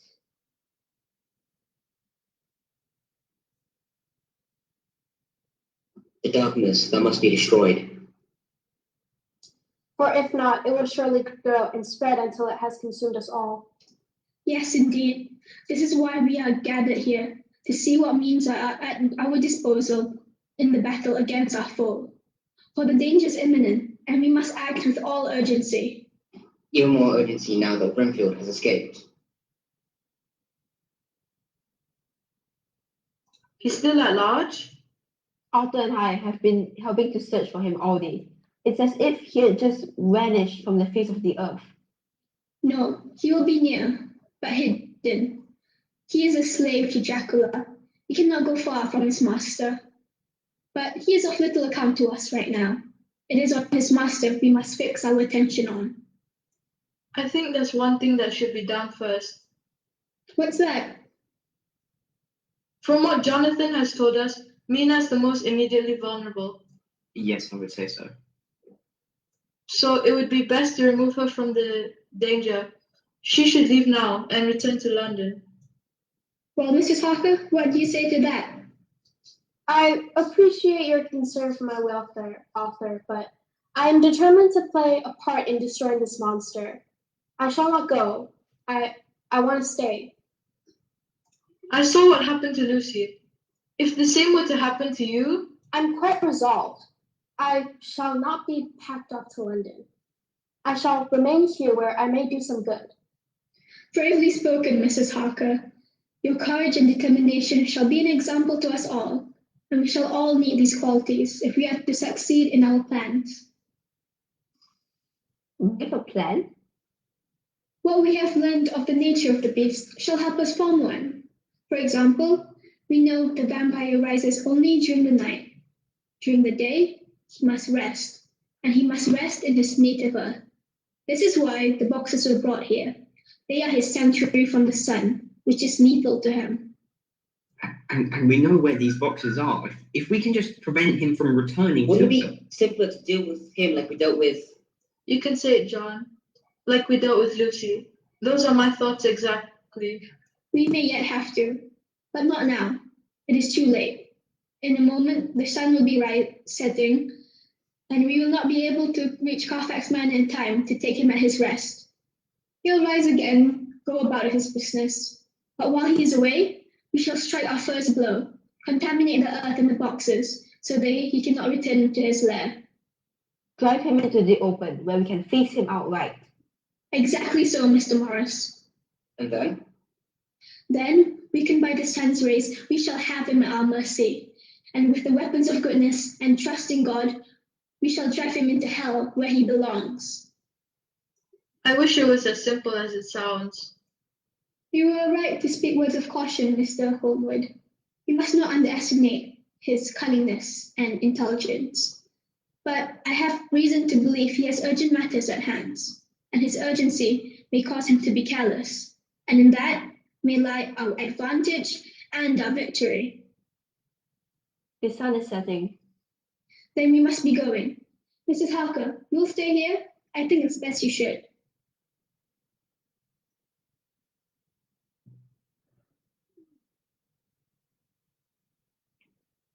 Mr. Harker, you will remain with your wife. Safeguard the room from entry, like I've shown you. I will. Go, do it now. Mr. Holmwood, Dr. Stewart, Mr. Morris, prepare yourselves for tonight's business. Our weapons are downstairs. I'd like to speak with Mrs. Harker for a moment. He will come for you again tonight. Again? You know? Yes. You wear a shawl around your neck to cover the marks and the other signs I have learnt about. It was last night? Yes, last night. Does your husband know? No, I hardly knew myself. I thought it was a bad dream until I looked in the mirror. Are you strong enough to resist him? I shall try to be. I know you shall. There is a quality within you that is rare, a strength of heart. It is that which draws him to you, and it is that which will help us defeat him. I pray to God it will. Just this one night, Mrs. Harker. One night, and with the dawn that follows, you shall be rid of him. The sunset. Night came. I went to our room. Flowers of God were hung from the window frame. A crucifix stood bravely on the table. A smaller crucifix hung on a chain that I had around my neck. But I knew that it would all to be no avail. Already Jonathan lay in heavy sleep across the bed. Already a mist was gathering outside. Already the room was filled with a heavy, sweet scent, as if from somewhere off, or as if from somewhere deep inside. His voice spoke. What are these trinkets against my power? This primitive magic has no authority over me. I took down the flowers of garlic from the window frame. I loosened the catch, pushed the glass wide. The night air touched my face.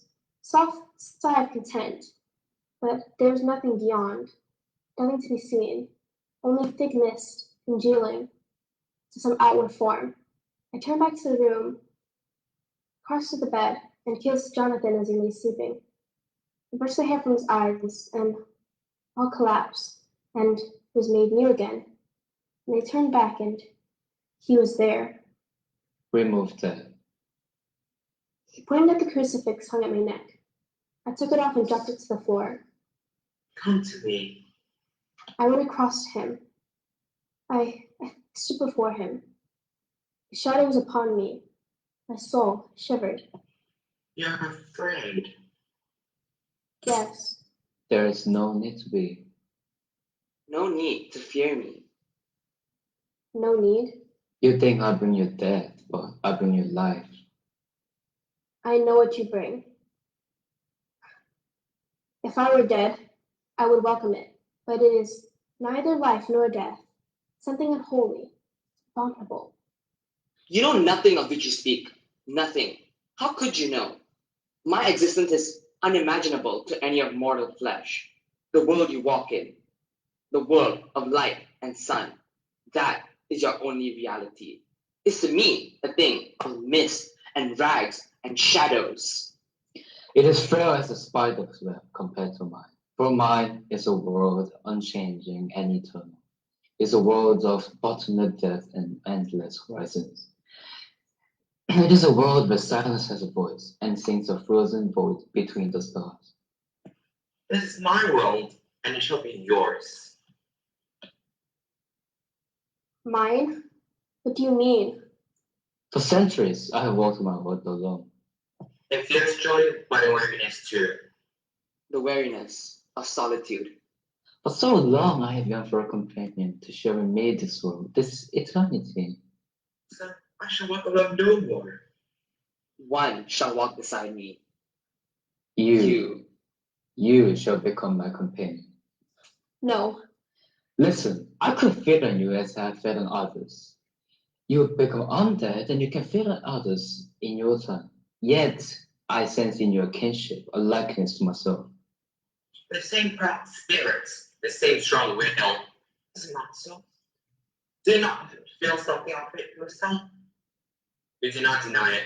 You know, it is our destiny to work together, to feed upon this world.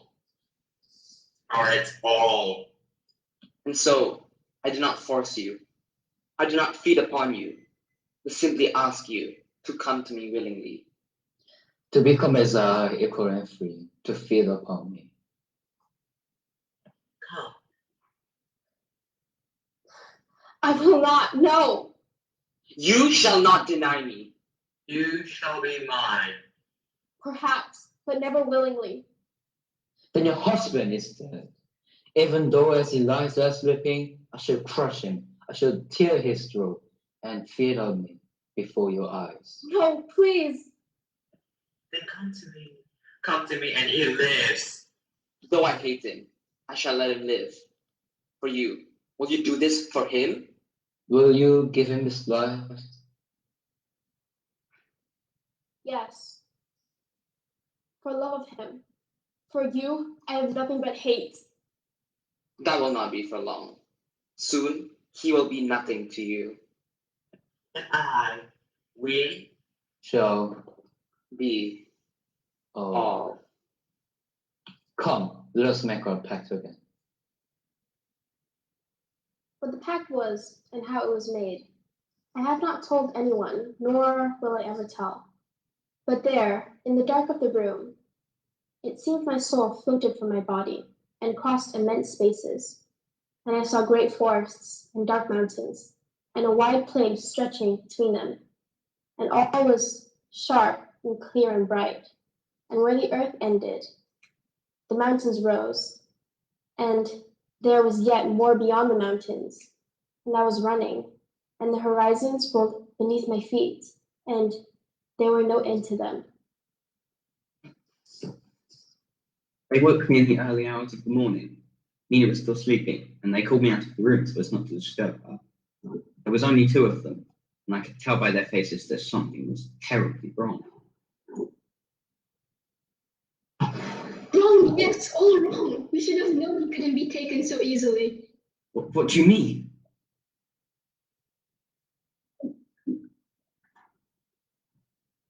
The others are dead.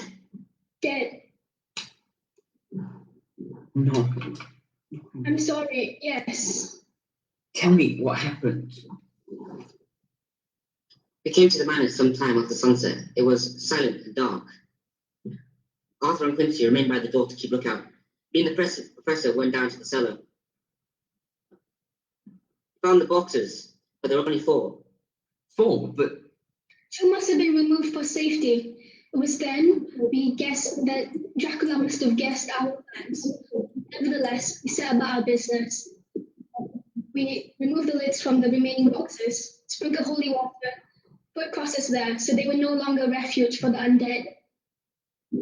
Just as we were finishing, we heard cries from above. We sprinted up the stairs and outside, and we saw 4 creatures. I don't know what they were. Werewolves, humans, it was impossible to tell. They were creatures of hell, come at Dracula's bidding, and they had struck down those poor men and were feeding upon them. oh my God. I heard them feeding, heard the sound of their jaws tearing and ripping, and then They would have let leapt on us too, torn out our throats, but the crucifix checked them. Armed with the holy weapon, we advanced, and they fell back snarling, and at last, and disappeared into the forest.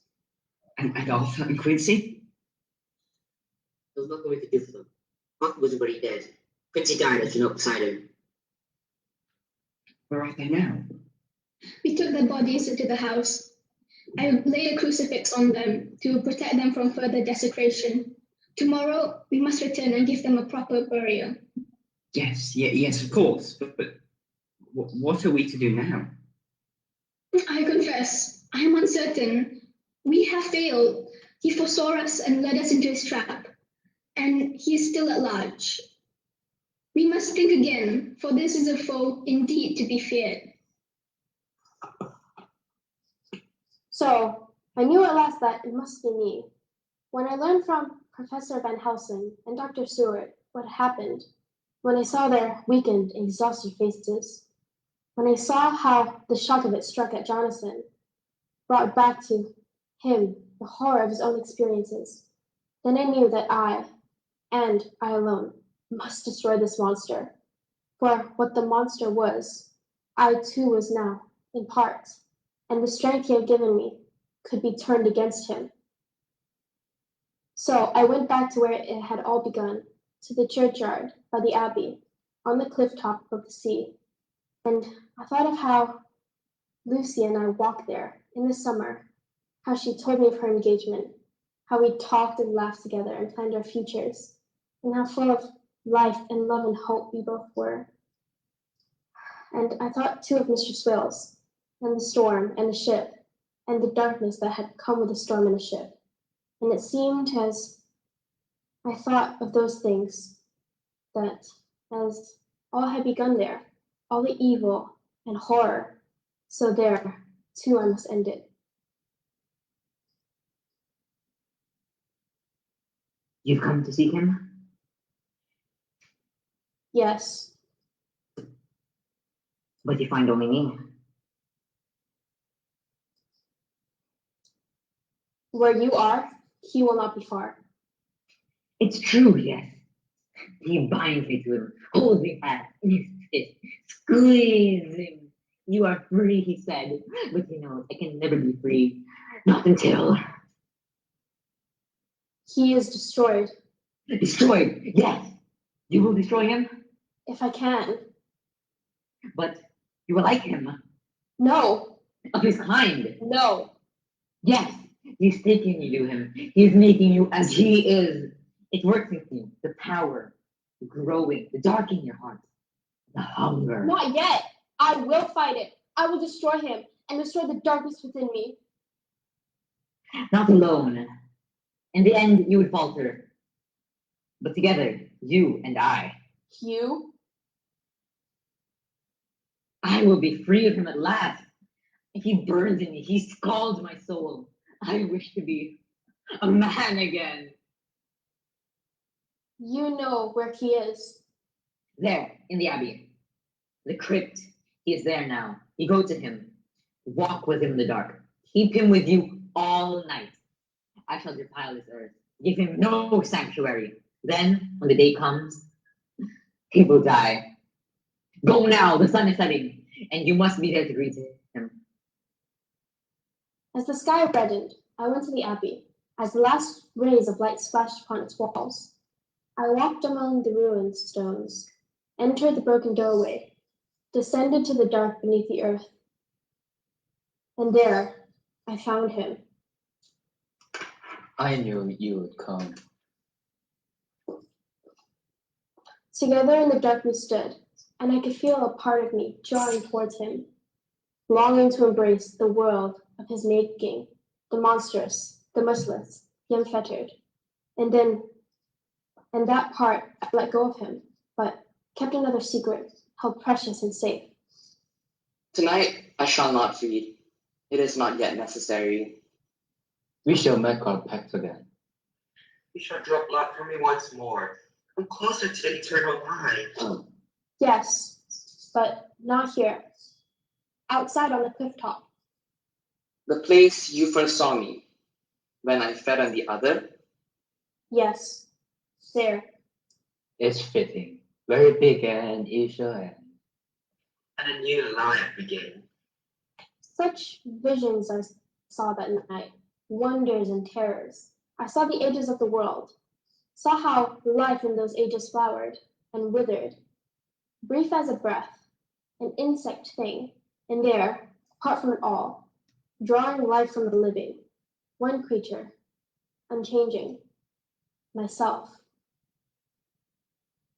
And I stood among its ruins of its creation, and the earth was waste about me, and my soul cried out, and there was nothing to hear. It is almost finished now. You feel the power growing inside you. And soon, it will be nothing but that power.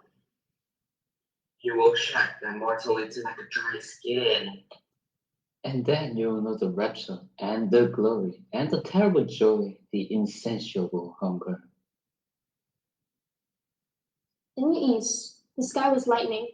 The morning wind blew in the fresh from the ocean. On the earth, the dew glimmered. In the sky, the stars dimmed. I must go now. Seek me out again tomorrow night. Then our pact shall be sealed, and together We shall hunt. we shall hunt and and feed. feed. No, you will never hunt nor feed again. Never stalk the nighter, never prey upon the living, never, never again. Not even flies and spiders. Master, see the sun. The master must go. He must seek his hiding place. But where? Where can he go? Nowhere! What do you mean? What have you done? No sanctuary, no place of rest. All are close to him now. God's flesh, holy water. They drive him out. Drive him out to his death. You have betrayed me. Yes, master. Poor Renfield, wretched Renfield, Renfield who is nothing to you. You had done with me. Now I have done with you. She and I together. The one you cast aside and the one you chose. We destroy you. The spider caught in his own web.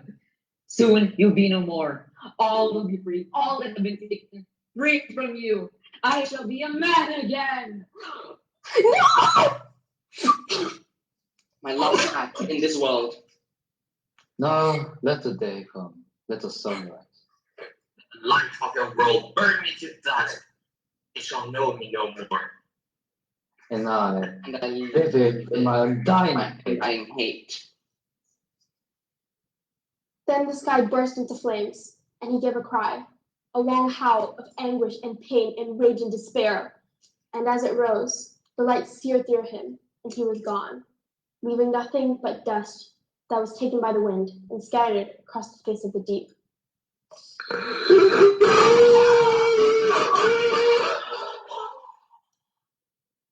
So we had come through the flames and were purged of evil.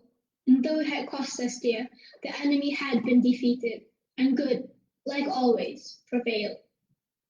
But the wounds of the battles had gone deep, and although some had healed, they bore the scar always. Everyone had lost something. None would ever be the same.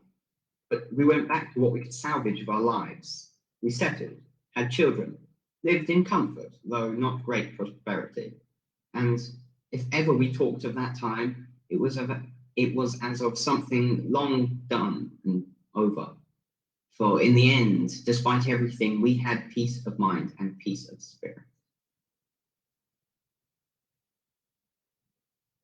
So even still now I dream, and in my dream I'm standing beneath a great expanse of sky, lit by numberless stars. And ahead of me is a wide grassland, stretching out into the distance, where black shadows of mountains rise. And all is clear, and sharp, and bright, and there's such silence, such longing. And the moon is full, and we are wolves, and we are running, and the horizons roll endlessly beneath our feet.